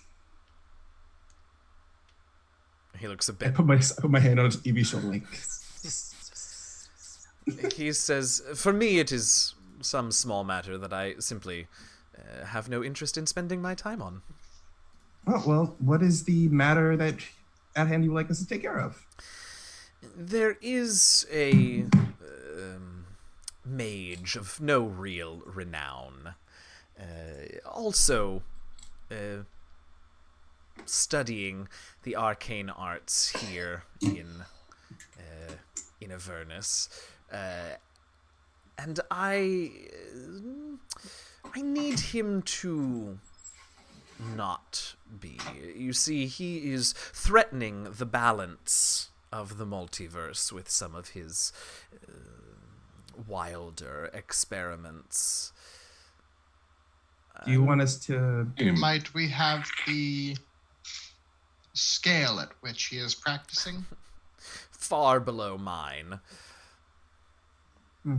His Anyway, name? I haven't had the extreme displeasure of encountering him myself, and I don't know his name, or much beyond the fact that he is, as I said, threatening the balance of the multiverse. He haunts the site of an old obelisk, not far from here.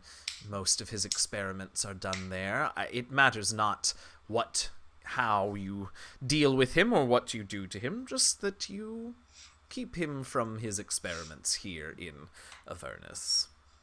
Body slam. Would be perfectly acceptable to me. Or perhaps something more civilized. As I said, the methods make no difference as long as he is gone. Question. Answer. Do you have any means of procuring the vile liquids that procure themselves from the river Styx? He looks sort of confused for a moment and says, I generally don't deal in the water from the Styx. Why do you ask? Well, we've seen it have some interesting effects on individuals who it comes into contact with. We did see it happen to a few red caps. They seemed a little, how do I say? They were feeble-minded for all intents and purposes, if my research is correct. Yeah, that's the best way to describe it. Certainly Yeah, seem to be relieved of all intellectual capacities. Or whatever they had. Quite. Ah, an interesting and deliciously insidious way to deal with this mage. Analyzing. That was Charity. It's good. I love everything about it. He says, yes, I think that would be a perfectly fine way to deal with the mage, if you so desire. I have no doubt that your two friends here from the magically superior plane of Ravnica have plenty of ways to procure this water from the Styx. I mean, just a I bottle would look be fine. over at the two of them. Of course. I mean, you wouldn't just happen to have a bottle or anything. I mean, you all have, like, water skins and such. Yeah, we just don't want to get that close to the river Styx. Right, Yeah, no, that's not a problem. I understand. Oh, you mean does he have a bottle of the water? No, just a plain, yeah. I was That's going to just say got if he has a some. bottle of the water, if he has any of it, if he has, like, I don't know, something arcane, like, to help. Don't worry, in the we situation. can, if you wish to have some more experiences of cognitive dissonance, I believe we can provide you with that effect if you wish it. But perhaps we should not bother the man who is clearly needing to work on his researches while we take care of more. Business.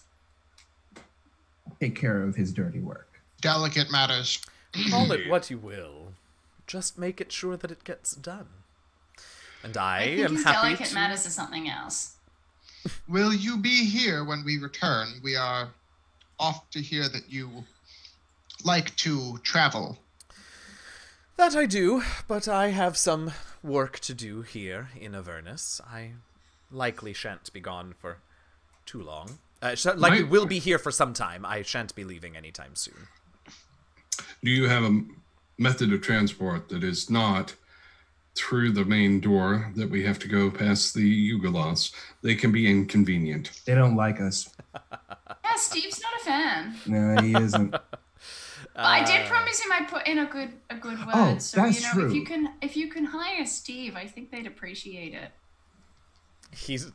I'm sorry. Steve? Steve, yeah. The Yugoloth, yes. You But, yeah. His name's Steve. He looks like this, and I'll make myself look like him. Well, that narrows it down to every Mesoloth I've ever seen, but thank you for that. His name's Steve. He Yes, says, it's absolutely. Steve. I need to check this. Yeah. I'm doing full on McCard. Yep, we got there. All right, blah, blah, blah. You can bring... You can also... funny enough, I expected actually Mordenkainen will reach that point too, talking to us. So they'll be for sure. The two bald wizards. Absolutely. Oh, okay. Yes, here's what he can do for you. He nods and says, well, I suppose I do want the job done, and the job done rather expediently.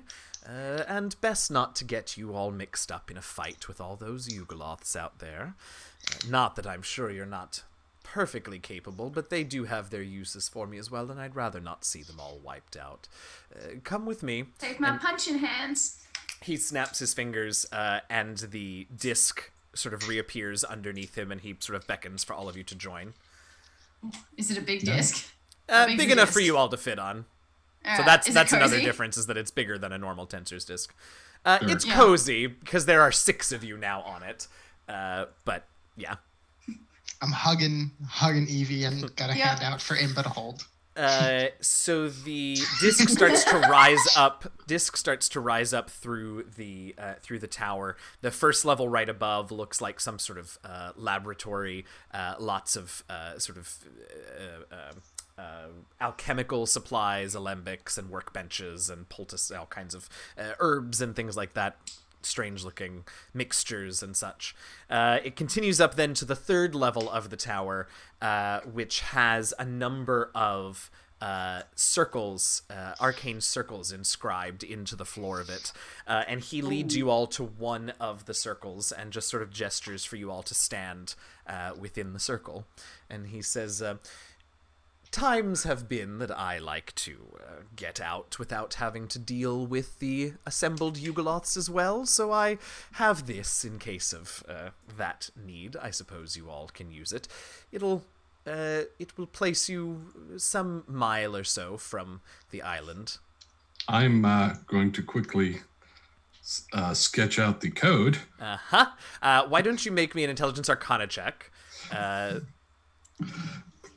Please roll well. Okay.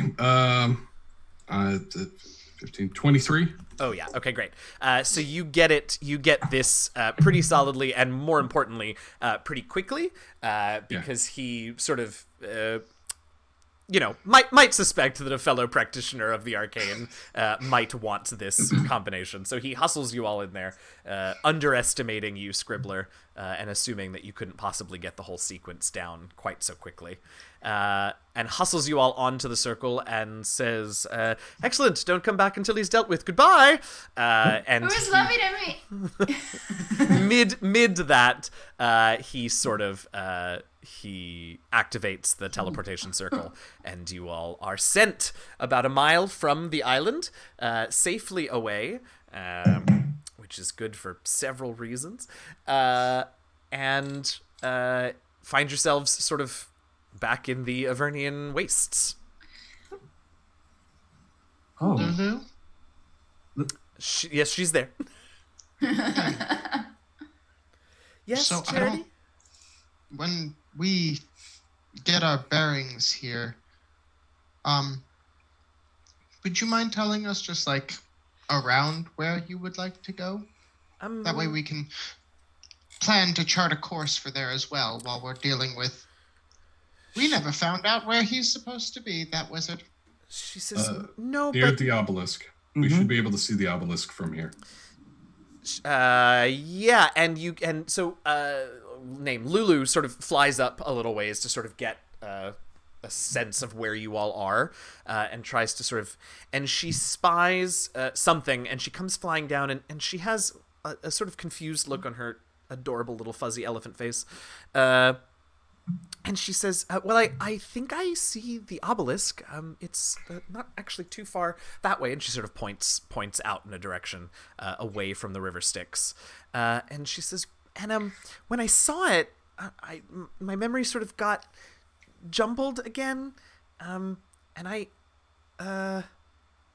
don't know. Let me think about it for a little while. But the obelisk is that way, and I don't know. Something feels weird. Let me think about it, but we should go to the obelisk so we can help that man. Question. Yes. What'd we do with the bike? Don't know. I think we Still- probably.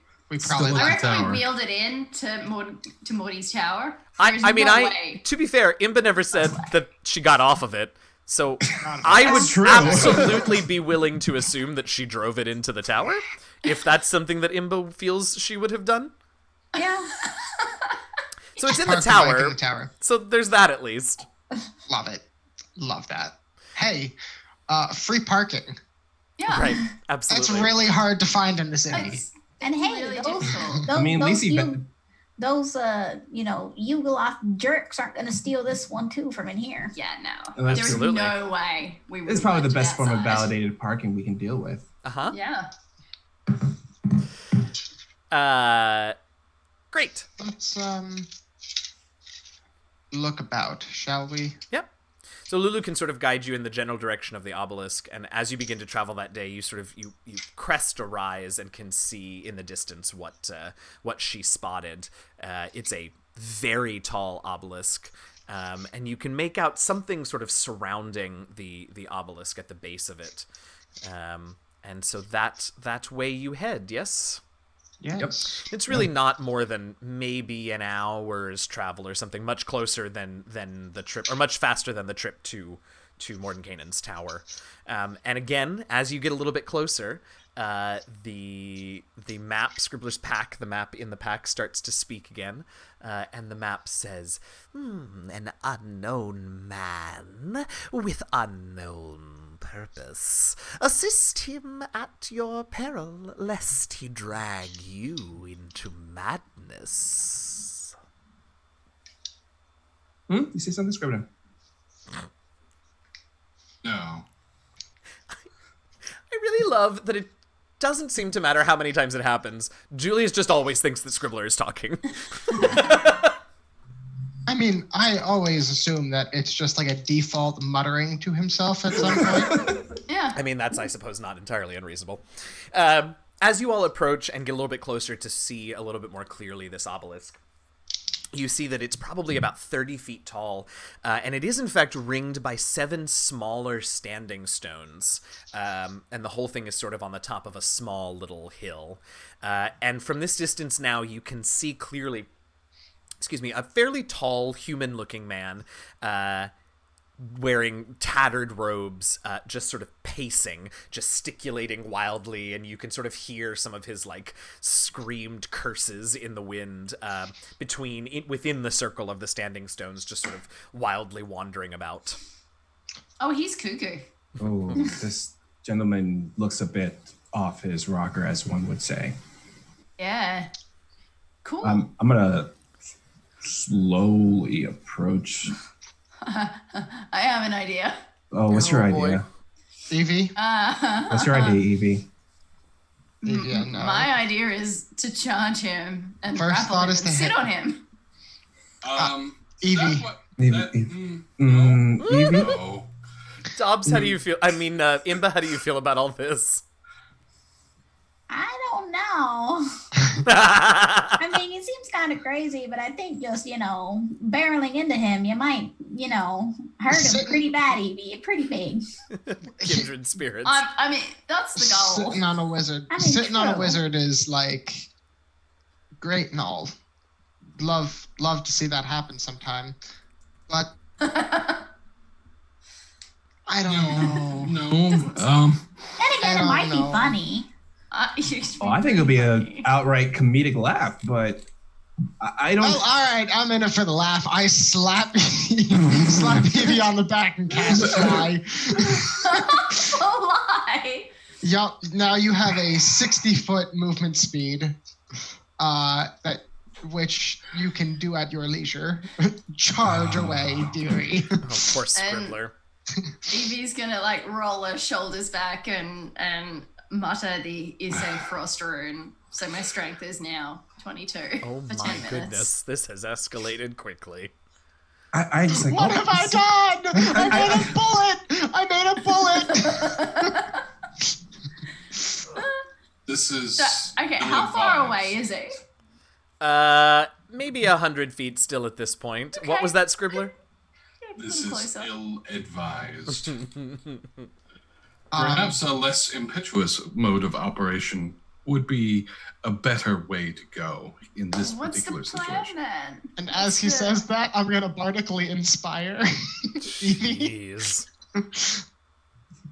Thank you. Just Four it's life just choices. run him down. That is, in fact, our team Yeah. name. Life choices. You've all made them at some point. Hey, listen. I want him to feel what it felt like to get run over by a 2-ton truck.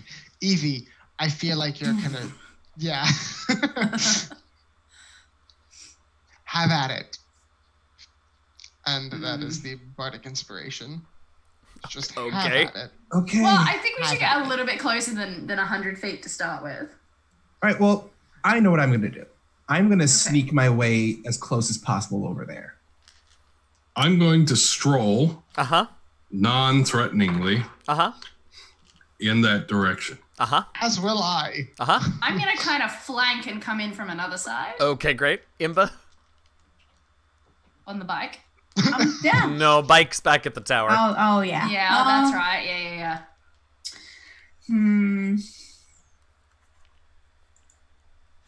Julius, why don't you make me a dexterity stealth check while Imba tells us what she's up to? I think I'm just like, because I can see everything. I think I'm just gonna like watch it play. Just stay back a little bit and watch things play Yeah. out. I love that. I absolutely love that. 24. Okay, great.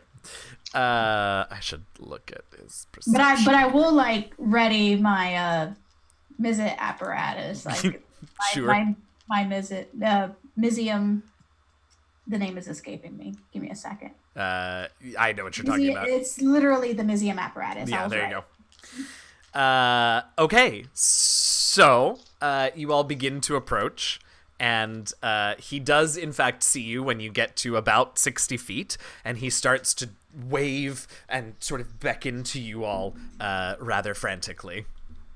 I wave and just make my way over. And I'm coming in from the other side. I'm not like Right. He's here. waving at the Yeah. at that Scribbler and Charity. Yeah. of course it's Scribbler and Charity walking up, just Why would real it not be? Does this guy, as I get closer, being all sneakily, does this guy have anything like a components pouch maybe on his person, or a magical focus? Make a wisdom perception check. 18 on the dice. Yeah, he looks like he's got some sort of little sort of crystal that he's carrying around. Okay, like is it like in his hand or like on his belt In his or hand. anything? Yep. Okay, all right. I'm just gonna like keep on being silent, walking up to him. Yep. Coming kind of from the other side, I'm gonna get myself to 60 feet Okay. and kind of hunker down like in a runner's crouch. Mm-hmm. And if he makes any aggressive move, I'm Got going it. to ready. Got I'm it. going to ready myself to charge, Bull rush him. specifically using the charge. I Is love it it. charge of Charger fate? feet. I love Little it. cat foot Yeah. wiggle. So like, It's like I I'm, give the cat I'm wiggling. ready to launch myself at him with my new 60 Got it. foot movement speed and my charge of feet I love it. and Got my it. 22 strength. I So got to the you. two of you that he sees coming, he sort of gestures and calls out, "Perfect timing! Yes, your timing's perfect. I needed some help." Of course. Provide assistance. What seems to be the extent of your situation? He just looks around very excitedly and just starts pointing at the standing stones around him, and the aliens are coming to take me away. He just starts pointing at them, and he says, "This just so much power is available." Yes. We are very powerful. Good. That's not what he meant. Good. That's what I need. You see, each of these, and he just starts to run about to each of the standing stones, and he sort of points to each of them or taps them or whatever as he passes them, and he says, "Each of them is keyed to one of the 8 schools of magic, you see. And this, and he sort of runs up and like lays both hands on the central big tall obelisk. He says, and this is the focus of all of them. Now, if we can do this properly, we can focus the schools of magic into this obelisk, and we can boost the power of mages across the cosmos with it. That sounds incredible. Huh. Looking at the obelisk, what's it made of? That is a good question. Why don't you... It is made out of some sort of dark stone. Some sort of... that much you can just see. Why don't you make a stone cunning check, but you're not a dwarf. Let's call it... I don't know. I'll take intelligence nature, I guess? Or history. Either of those is fine. Those are not really what I want, but anyway. Nope. It's some sort of dark stone. It's definitely made of stone. I was gonna say I could help with that. You can make the roll. That works. Yeah. I've never entirely understood. I mean, I get that it is technically a mechanic, but I've never fully understood the help action for a do I know a thing test. That's fair. It cuts down on having everybody in the party roll Yeah. at the same time. Yeah. That's Nature? the one. Sure, I'll take nature. Yeah. 16. Looks like maybe it's obsidian or some, but it looks like it could be obsidian. It's that dark. Looks like some sort of like stone, so that would make sense. Yeah, I mean, it's black glass. The other stones, though, the stones around it are just like some sort of normal, igneous rock of some sort. Yeah. They rock. So he looks very excited. He says, "Will you assist? Will you help?" Yes. What is your... And I'm saying this with meaning. Uh-huh. What is your name? Let's see. I don't know that he passed that. No, that's a 14. Wait, I'm looking at the wrong stat block. That is a... Why can't I find the right stat block? Here it is. Yes. Oh, I was right. That's a 14. Then I know his name, and he is charmed. Yeah. His name is not human. That's fine. You do not recognize it as a human name. The name is... Hang on, I gotta find... Here we go. His name is... Euron. No, it's not. That sounds like Euron Greyjoy. That's right. His name is Euron. Yeah, I don't like it, but it is. And he's charmed by you? Yeah. Okay. Yeah. It only lasts for a little bit, but That's okay. Where are you from? Why are you here? And why are you trying to do this? Do me a favor, Scribbler. Make me... Charmed gives you advantage on charisma checks, right? I believe it does. Yeah, and they perceive you as a friend. As a friend, right. Go ahead and make me a charisma persuasion check.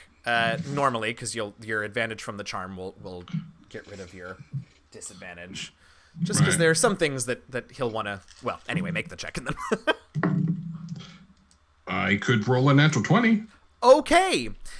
So he sort of looks around and beckons you closer, as if he wants to tell you a great secret. Hot wiggle. All right. I can see Scribbler going closer, and I'm like, well. I'm still creeping on closer and closer. Sure. Trying to stay out of sight. So he leans in real close to you, Scribbler, and he says, "To tell you the truth, friend, I'm trapped here, and I just need your help to get out. I don't really think the obelisk could empower mages across the multiverse. That's silly." Oh, in that case, banish. Okay. I need to... Oh, that's interesting. Actually, let me make sure, before I cast that, I need to make sure... Do it. Do it. Interesting. Okay. Yeah, I'm just trying to make sure that I know the time it takes to cast. If it's a I do think it's an action because I do think I can do it in combat without. It's a combat banishment's spell, an action. Yeah. So I was like, oh, okay, banishment. Great. So you and we've seen this before, so everyone sort of see when you sent back the folks from El Terrell, so you cast it, and as you do, one of the standing stones flares a bright blue color, and a sort of spider web of almost like blue lightning crackles, zips around the edge, the perimeter of the standing stones, and the wizard, the man in the middle, just sort of looks around and says,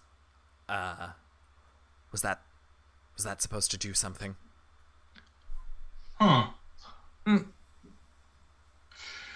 Actually, I can return you, but we'll have to destroy those stones.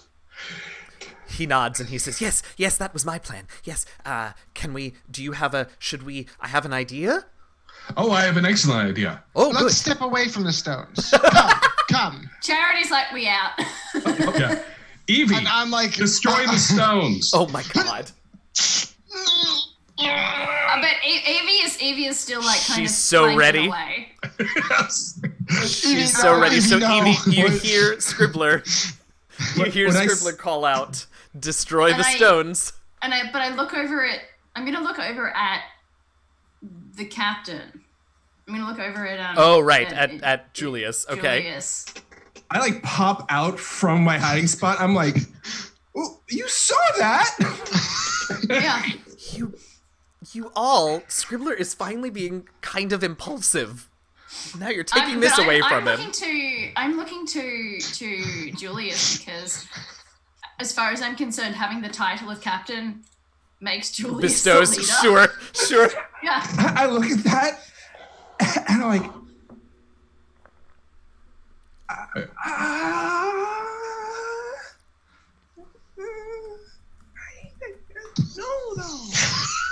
no. The wizard is looking around very confused because Scribbler, you seem to have spoken out to someone who is not, in fact, present at the moment. Yeah. I'll like voice like my name. While look, that no. You can't just shout at me like I'm not right here. Oh. I will take a charisma deception check. Absolutely, and I could do decently at that, but I won't. 18. All right. He seems very confused, but for the moment, at least, he. Evie, But your name isn't Evie. Now he looks very confused. Evie, what are you doing? Well, Julius is shaking his head at me, so I'm not Okay, running. all right. No, you know what? What? I don't, but I I'm not can't wait to gonna find out. I'm not going to destroy the stones. Okay. But I think it's time to sit on a wizard. Oh boy. So I'm gonna hold on. What wizard? Yeah, that's a fair question. Yeah. Well, no, okay, not our wizard. The new wizard. Okay. I think it might be time to sit on a wizard. Okay. So I'm gonna charge. Okay. Because I'm getting mixed signals here. I'm getting a destroy and also a don't, so I'm gonna go somewhere in between. Oh, sure. Sure. So I'm gonna charge at our widely gesticulating non-human friend. Uh-huh.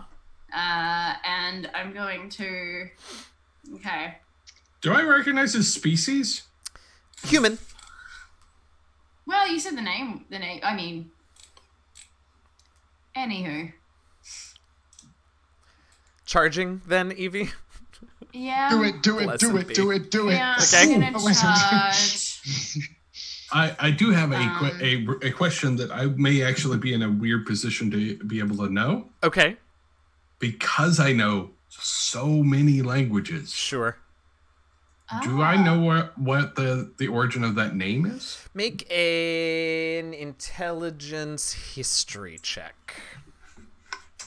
Does While you're thinking about this, and Evie is charging up. yeah, I assume things are going to go badly anyway. But Sure. Do I get maybe advantage because of all the linguist thing? Wait, I have your... Oh, I don't have your thing up. Tell me, list me your languages again. Abyssal, Celestial, Common, Draconic, Elvish, Infernal, Orc, Primordial, and Vidalcan. I also have the linguist feat. Yes, you can have advantage then. The language of origin from which this name comes is in that list. Okay. And it's plus intelligence? Yeah. Okay. So... History. 24. That name is Abyssal in origin. Okie doke. Not destroy those bloody stones. All right, Evie, so you're charging up. I want to sit on him. Okay. I Now, guess... technically, I can stack, like, I've got a bunch of things that are bonus actions, so depending on how we're doing this. My and guess... can I mean, take if you're just truly I can wanting use to... my second wind. Right. Basically, if I've got my 2 attacks, and what I would like to do is kind of melee attack, but with my Tavern Brawler feat, not with a weapon. Like, I kind of just want to charge up to him and basically just launch myself at him and sit on him. Right. My assumption for how we would do this, but I don't want to penalize you because I think it's very funny and I want to encourage this. However, my instinct for how to do it would be my instinct was actually that it would be a grapple check since you're not actually trying to injure him. But is that gonna? Oh, that's still a plus 8. Yeah, I mean, I'm not necessarily trying to injure him, but I'm not trying to not injure him. Right. Sure. I'm gonna say go ahead and make me. Let's start with make me an athletics check, and we're gonna do a little grapple check here. Yeah, because if I am using the charger feat, it just means that there's a +5 bonus to any damage roll. To any damage roll, got it. Okay. Yeah, so that's where the charger feat comes into it. But as an athletics, well, you've got 2 attacks anyway, so go ahead and do this one first, and then we'll see what you do with your other. How'd that go? 17. Helps if I. Okay.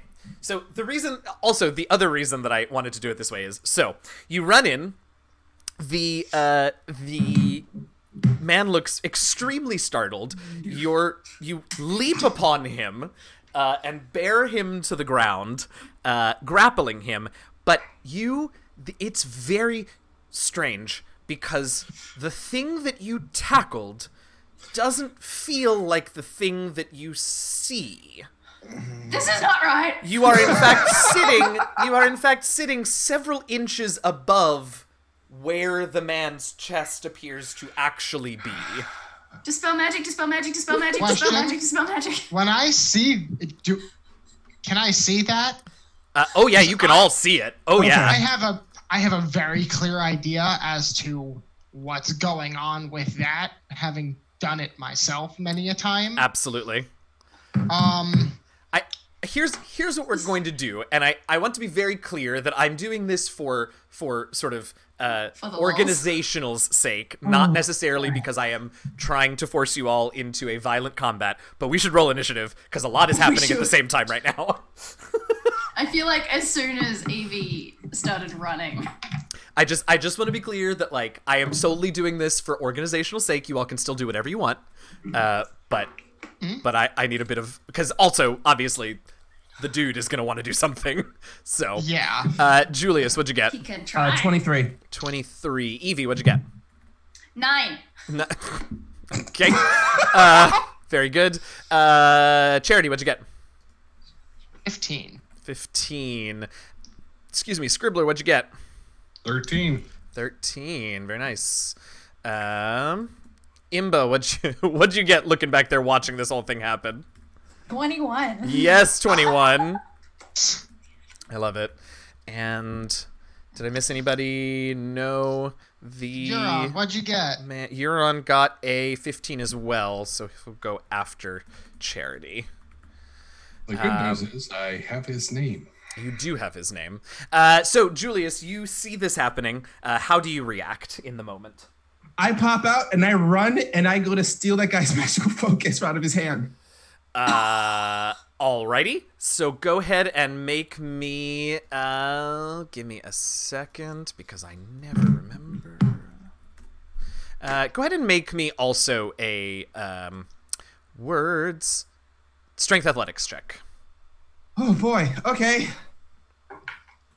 Oh, well, that's a better roll. Don't even tell me you. No. I got an 18. Okay, Oh, he got a non-natural 20. So you've got your hands on it, but he is struggling with you and has yet to let go of it. I'm just like hanging from his hand. I'm like just dangling there. I'm like, Well, he's on the ground, but oh, okay. So I'm just like trying to.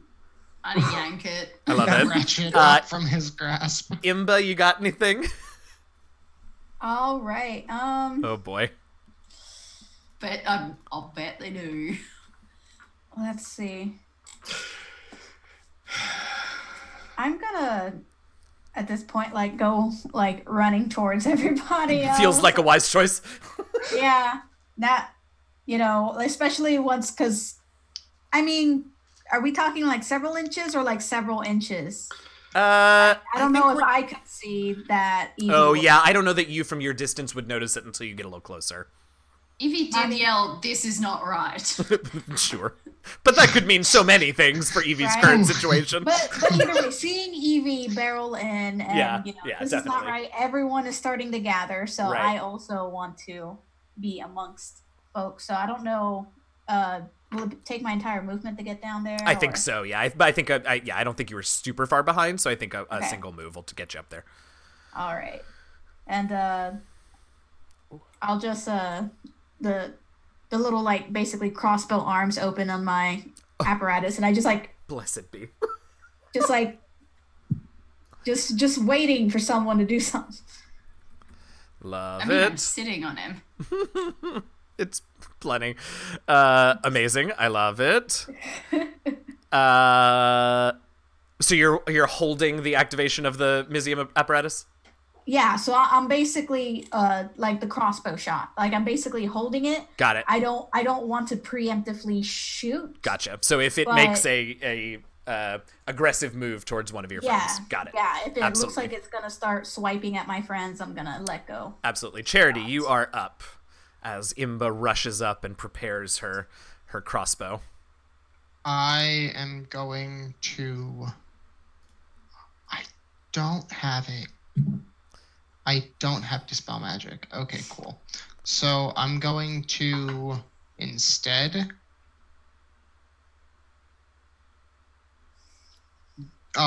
Bonus action.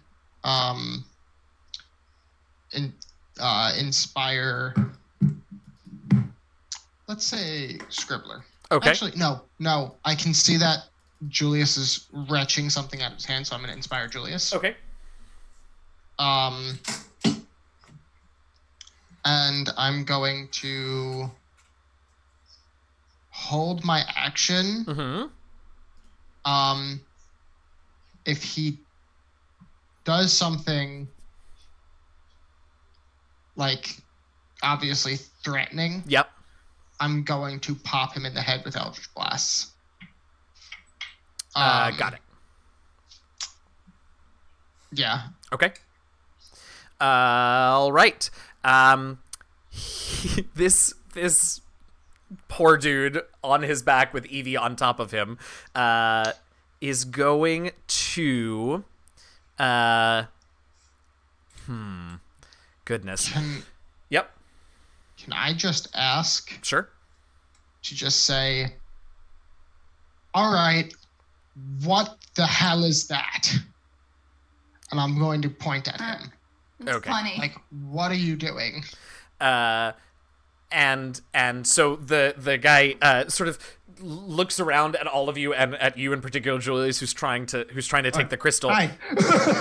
And he sort of shoves the crystal at you, Julius, gives it to you and says, why is this happening? I just need your help. And he will disappear.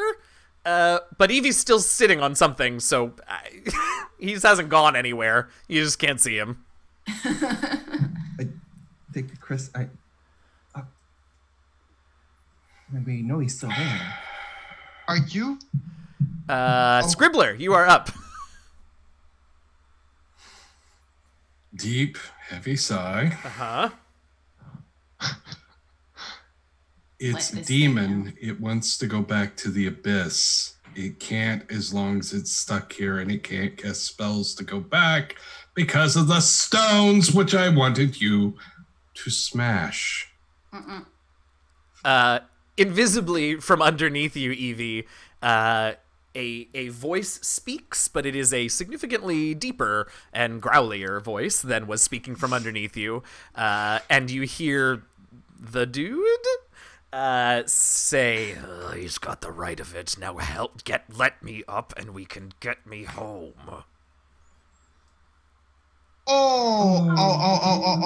Okay. Evie! Or sorry, was there anything else, Scribbler, on your turn? I will ready an action to cast Bane if he does anything hostile. Got it.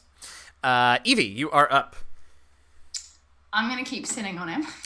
Okay. Just starting with that. Yep. Hey. I'm going to kind of look down at the space. Look down at his Start face. with Uh-huh. that. Yep. Well, look down at the space. The space. Oh, at the space. where- Uh-huh. Because, I mean, I can't see anything. Right. I don't know. I think I'm just going to, like, cock back a fist and be like, I don't know why I'm gonna hit, but I'm gonna hit. but just kind of look up at Charity and Julius and be like, I don't feel good about freeing whatever this is. I don't feel super great about that, even if it sends it home. Things are usually trapped for a reason. Yeah. Lucy, you got some splaining to do. Yeah, and did not. I mean, I didn't hear the map say anything, so I mean, I was Right. not paying attention. So there's no way Evie was paying attention to that. so. Sure. So are you... I think that's it. I think I'm just gonna ready the fist for the punch. Okay. I'm gonna- What's the trigger that Yeah. we're looking for here? Tries to break the grapple. Okay, great. Like I will grapple back, but also clock. Sure, absolutely. Oh boy. Okay, so we're back to the top of the round. Julius, you have the crystal that you were going for. I have to say, Uh-huh. the weirdness of this situation. Is really up there. Yeah, I'm like, I'm the one advising we do the thing over here and quickly, and everybody's like, no, we need to take time and consider. And I'm like, Just what do the thing. happened? All right, I love it. I do love it. okay, so I'm gonna be real with you, pal. Yes, we're very uncomfortable with releasing you, especially if you were stuck in here for a reason. 6-second round, my friend. Right, so if you're stuck in here for a reason, I'd rather not try to release you, but someone sent us here to deal with this. Then let me out. All right, Let me up, rather. All right, well, Evie, Scribbler, I think we should let this fine gentleman up, and I take a step back. Scribbler's on your side for this one, I think. I tell Evie we should let this gentleman up There you because yes. Uh-oh. Not my turn yet. That's true. All right, so that's what Julia said. Imba, anything new? I'm confused. Yeah. What? The map specifically warned against helping this guy.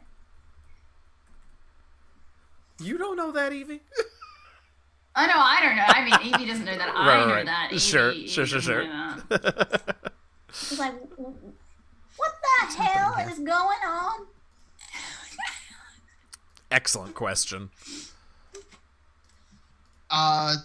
Charity will shout back, "Demon, stuck here, wants out." And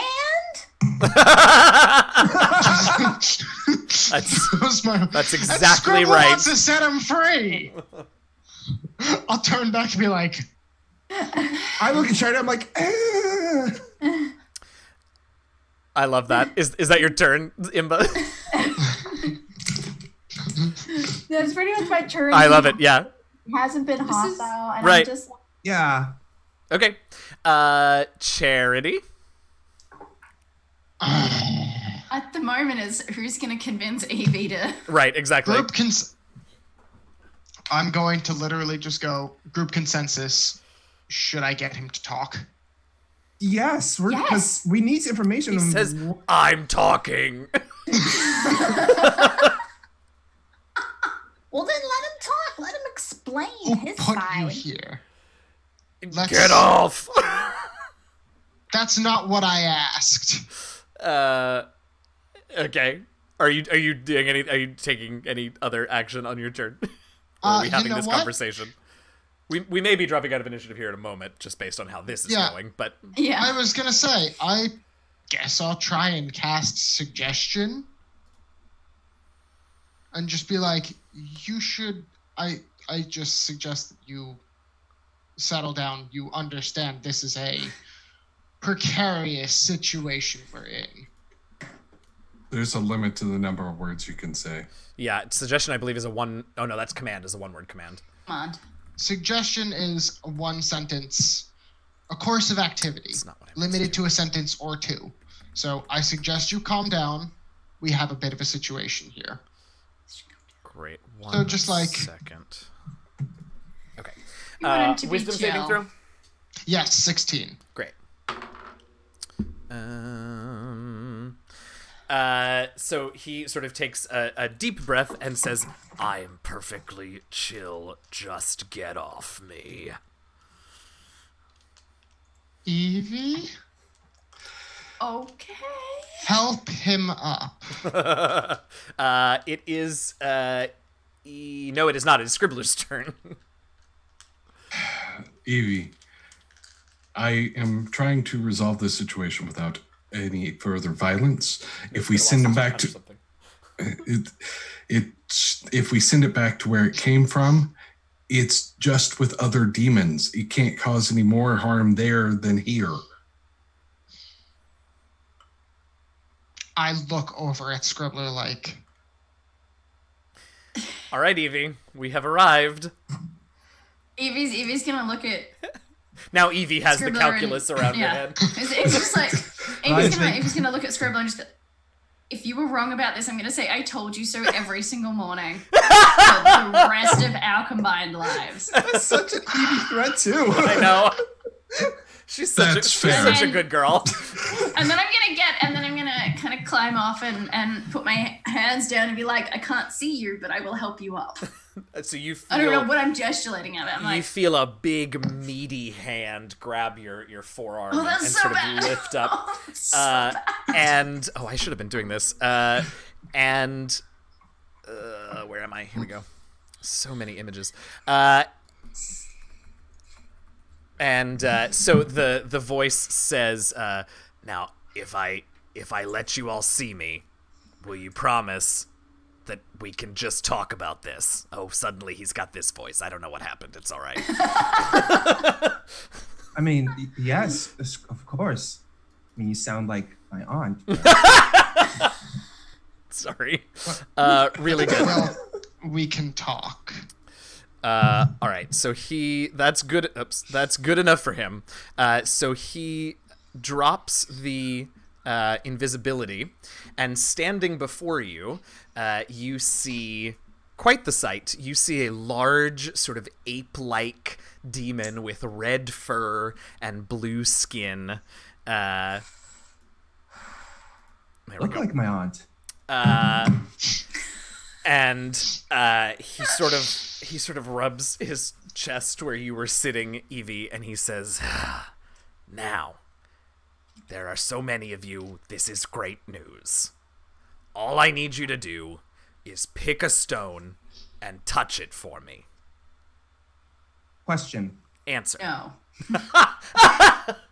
I hold up the gem. Is this worth anything? Absolutely not. I throw it. I look at him and say, you have 3 seconds to answer my question, or there will be a lot of What us. question? Evie crouches ready to lunge. Who put you here and why? And if you lie to us, Some I devil will know. dick put me here. I don't know his name. I love this guy's voice. I love his entire attitude. I don't know his name. He was big, he was strong, he trapped me here. He told me that the way to get out was hidden in the runes on the standing stones, and I think I figured it out. Maybe. I'm sure. Now you have aptitude of changing your appearance. Look like him. Well, let's see. It's been a while. Let me see how well I remember what he looks like. Hold on. Oh, okay, very well. This is gonna be interesting. So, I'll never forget the man who trapped me. So he thinks. Oh, wait, can he though? Yes, he can do it twice per day. Okay, so he can do disguise self one more time today. So he thinks for a minute and he nods and he speaks a word and does a gesture and begins to change. And you see before you a pit fiend. But not just any pit fiend, Charity. Oh, You see your patron. yeah. Oh. Yeah. And a wicked grin comes about my face. Hey, I'm gonna. What check no, do I no. need to Everyone- recognize Ball for who he is? I will Back up out of the ring, please. And I'm just gonna start stretching. Great. Scribbler, I think to recognize a specific individual, I'm going to call it an intelligence history check. Okay. Oh wow! This Oh took wow. This. Okay. Plot continues to thicken. Yeah, right? 15.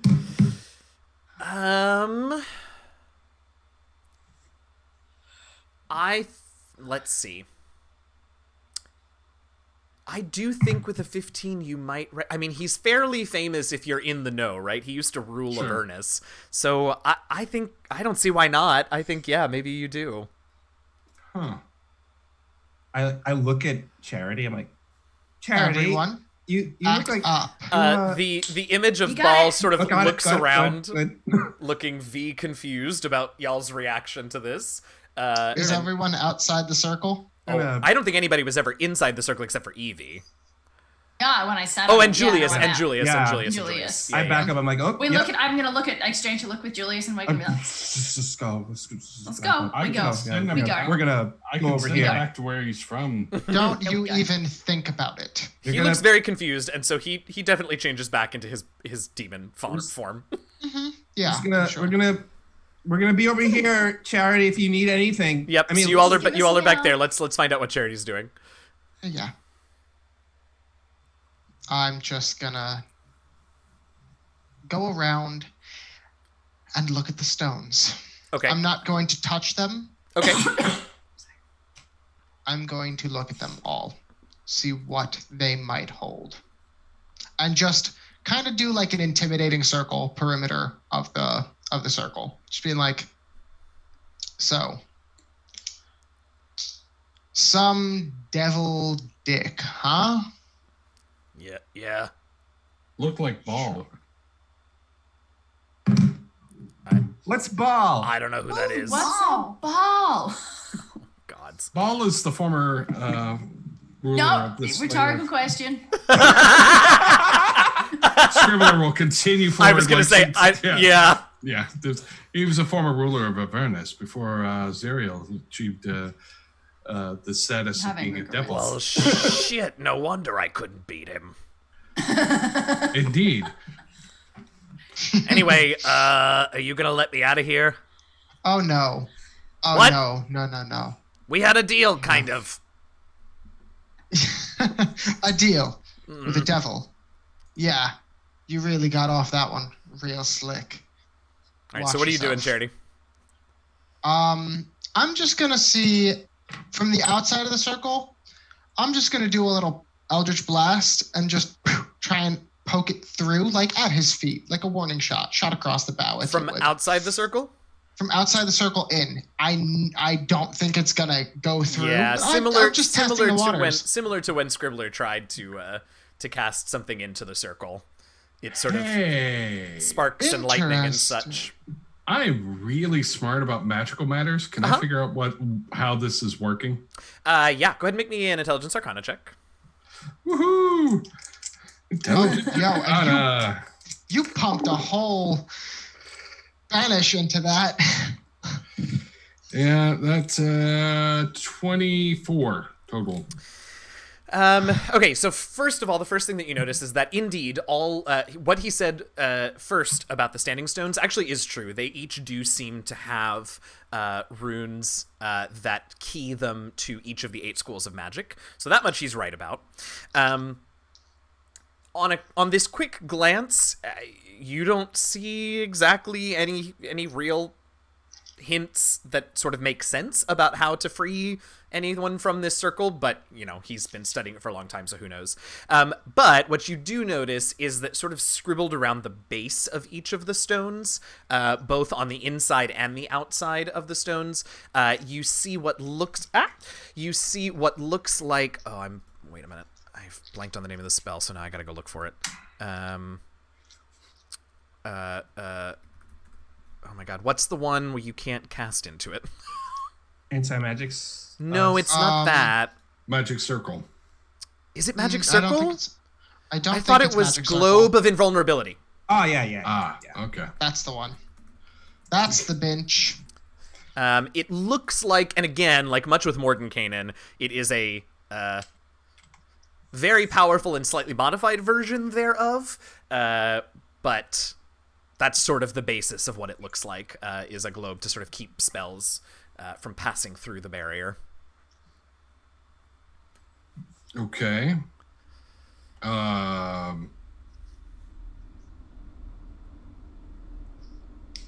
What the heck was that? That's the train.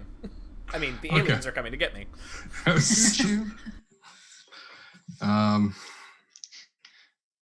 Listen. If he had reason to put you here, you're gonna stay here. And I don't think there's anything anyone on this plane can do for you. You best sit tight. Point of thought. If I remember, we were supposed to do something with this here to get the rods we need. And he is well taken care of. There is no practicing magician here. Oh, cool. There's no wizard working here. Cool. It is just a fool who tempted fate Got it. and was sealed. Super chill. Yeah.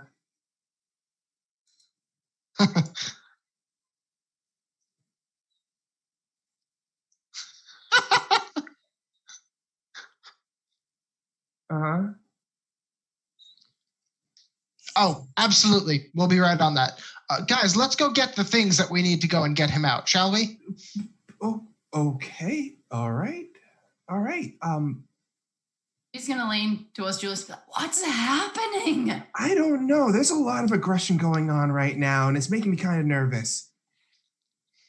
I just wanted to punch a demon. I know. This shouldn't be complicated. This really shouldn't be that complicated. See demon punch demon. That's always been the... It's also been see devil punch devil, but like, you like me, right? Well, I do. And I do trust Charity. I mean, but Crickendolt's not so bad either. That's Exactly. true. That's also true. He's also a devil. Okay. Crickendalt is damaged, which is why he's not so bad. Okay, well, look, I mean, we're all damaged goods here. Let's be real. I'm perfect. I don't know about you. But why? Look, if Charity knows what's We'll going on. talk about here. this on the way Yes, back. let's talk about this. Yeah, But let's... but yeah. how are we going to explain this to the Woody. wizard then? I can start to.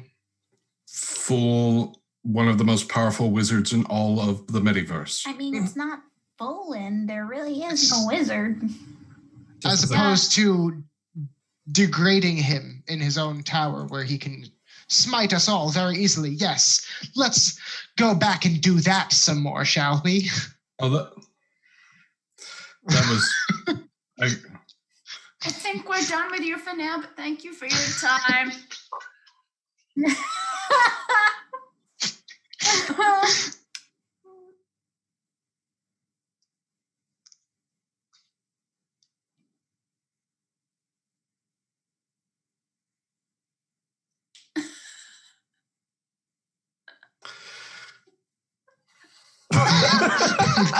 Cookie Monster want out. Oh man, that sounds like my uncle. So, Charity, just to be clear, you want to keep this demon trapped here because Ball wants him trapped here. Do you have a problem with that? Well, I generally oppose anything Ball wants as just a good policy.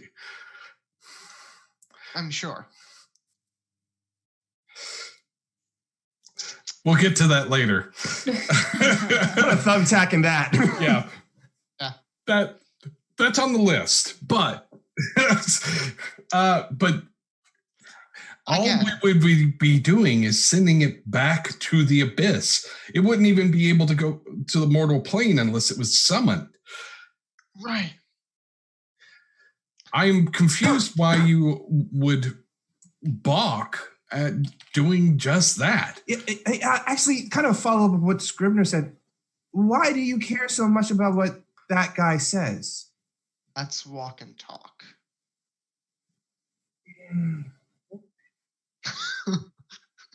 You shut the fuck up. We're done with you. I actually kind of like having this conversation with him there. No! Come back! Don't go! Please! You know what? Here, hold on. Lulu. Yeah? Oh, I mean, yes. Now we're just being mean. I don't know where we are. I love it. Yes. You want to set a demon free? No, but There you have it. But if the rods that we're gonna get from Mordenkainen are gonna help us to free that city, then maybe it's worth it. Look, I'm not good at gray areas, and it feels like that's what this is.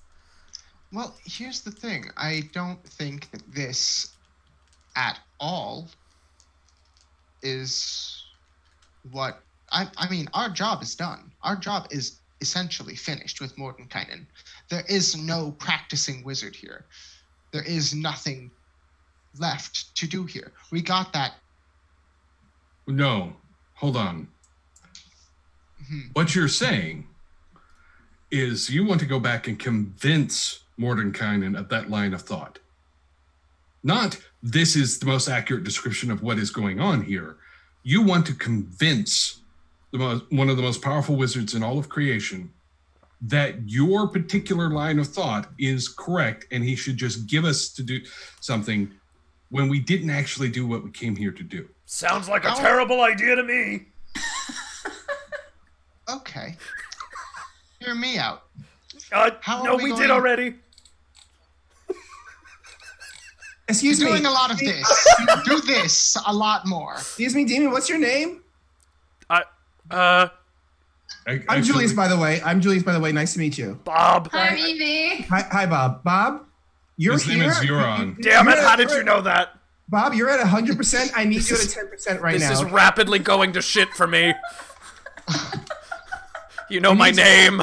I don't know what's happening. It's been shit, buddy. You've been in the shit for as long as you've been down here.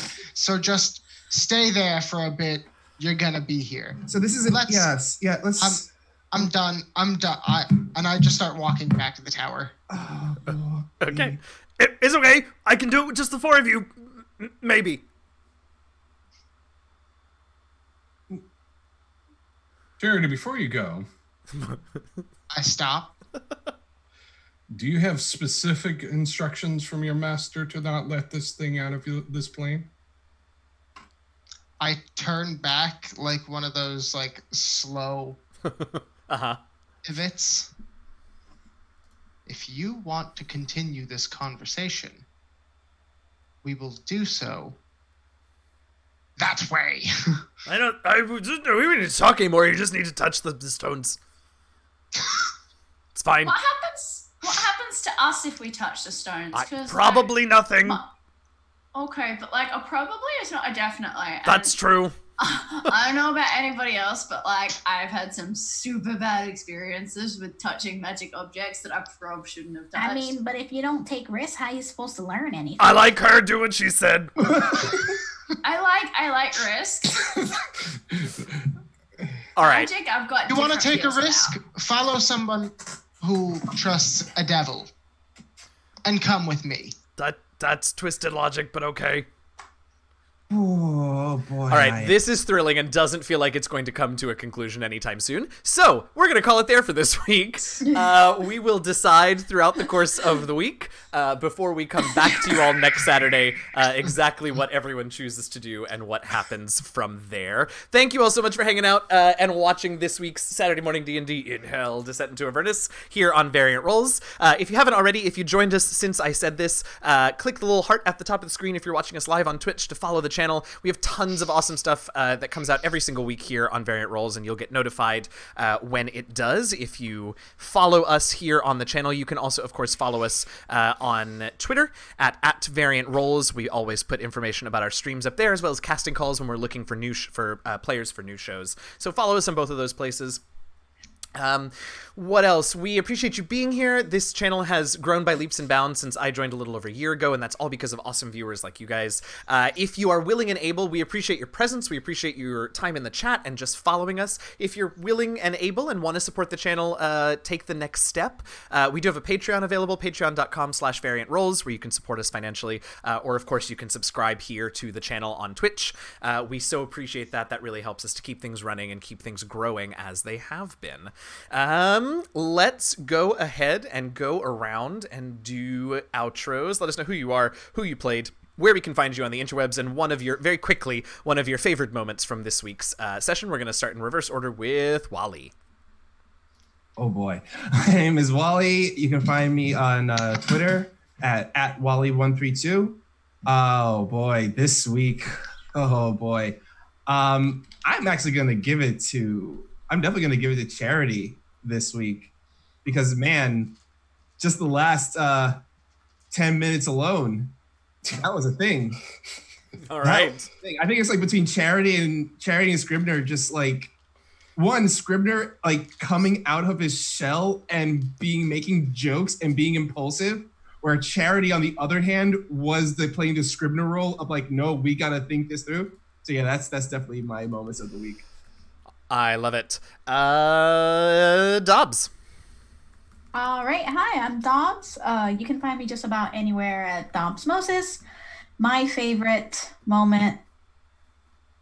Yeah, I'm going to lead with it's not a specific person, but just the fact that, oh yeah, this is the pit fiend that locked me up. And it's freaking ball. Yeah. I'm just like, what in time? Good times. I love it. Yeah, that whole moment. I love it. Where can we find you on the internet, Dobbs? Oh, Dobbsmosis. Excellent. Jeremiah. Hi. I'm Jeremiah McQuay. You can find me on Twitter as Tech Noir. I also do some stuff with various podcasts, YouTube channels, and so on. I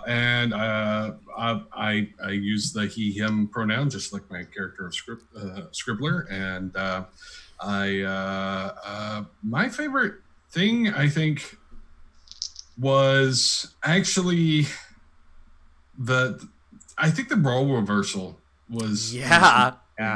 Because I mean, I had my own internal motivations for why he wanted to get this dealt with quickly, and just the way it played out was I was the one that seemed impulsive, and everybody else was like, no, this can't be right. It was pretty perfect. I loved it. At that, and I particularly liked the sort of interaction towards the very end there between Scribbler and Charity, just because I will They- say they- I told you so. They are very much on a weird wavelength Yeah. of relationship. And I really enjoy the drama of it. Me too. Yeah, me too. I love it. Did we get your internet locations? Tech Noir on Twitter, and Jeremiah McCoy pretty much everywhere. You can search for me. I'm there. Fantastic. Alex.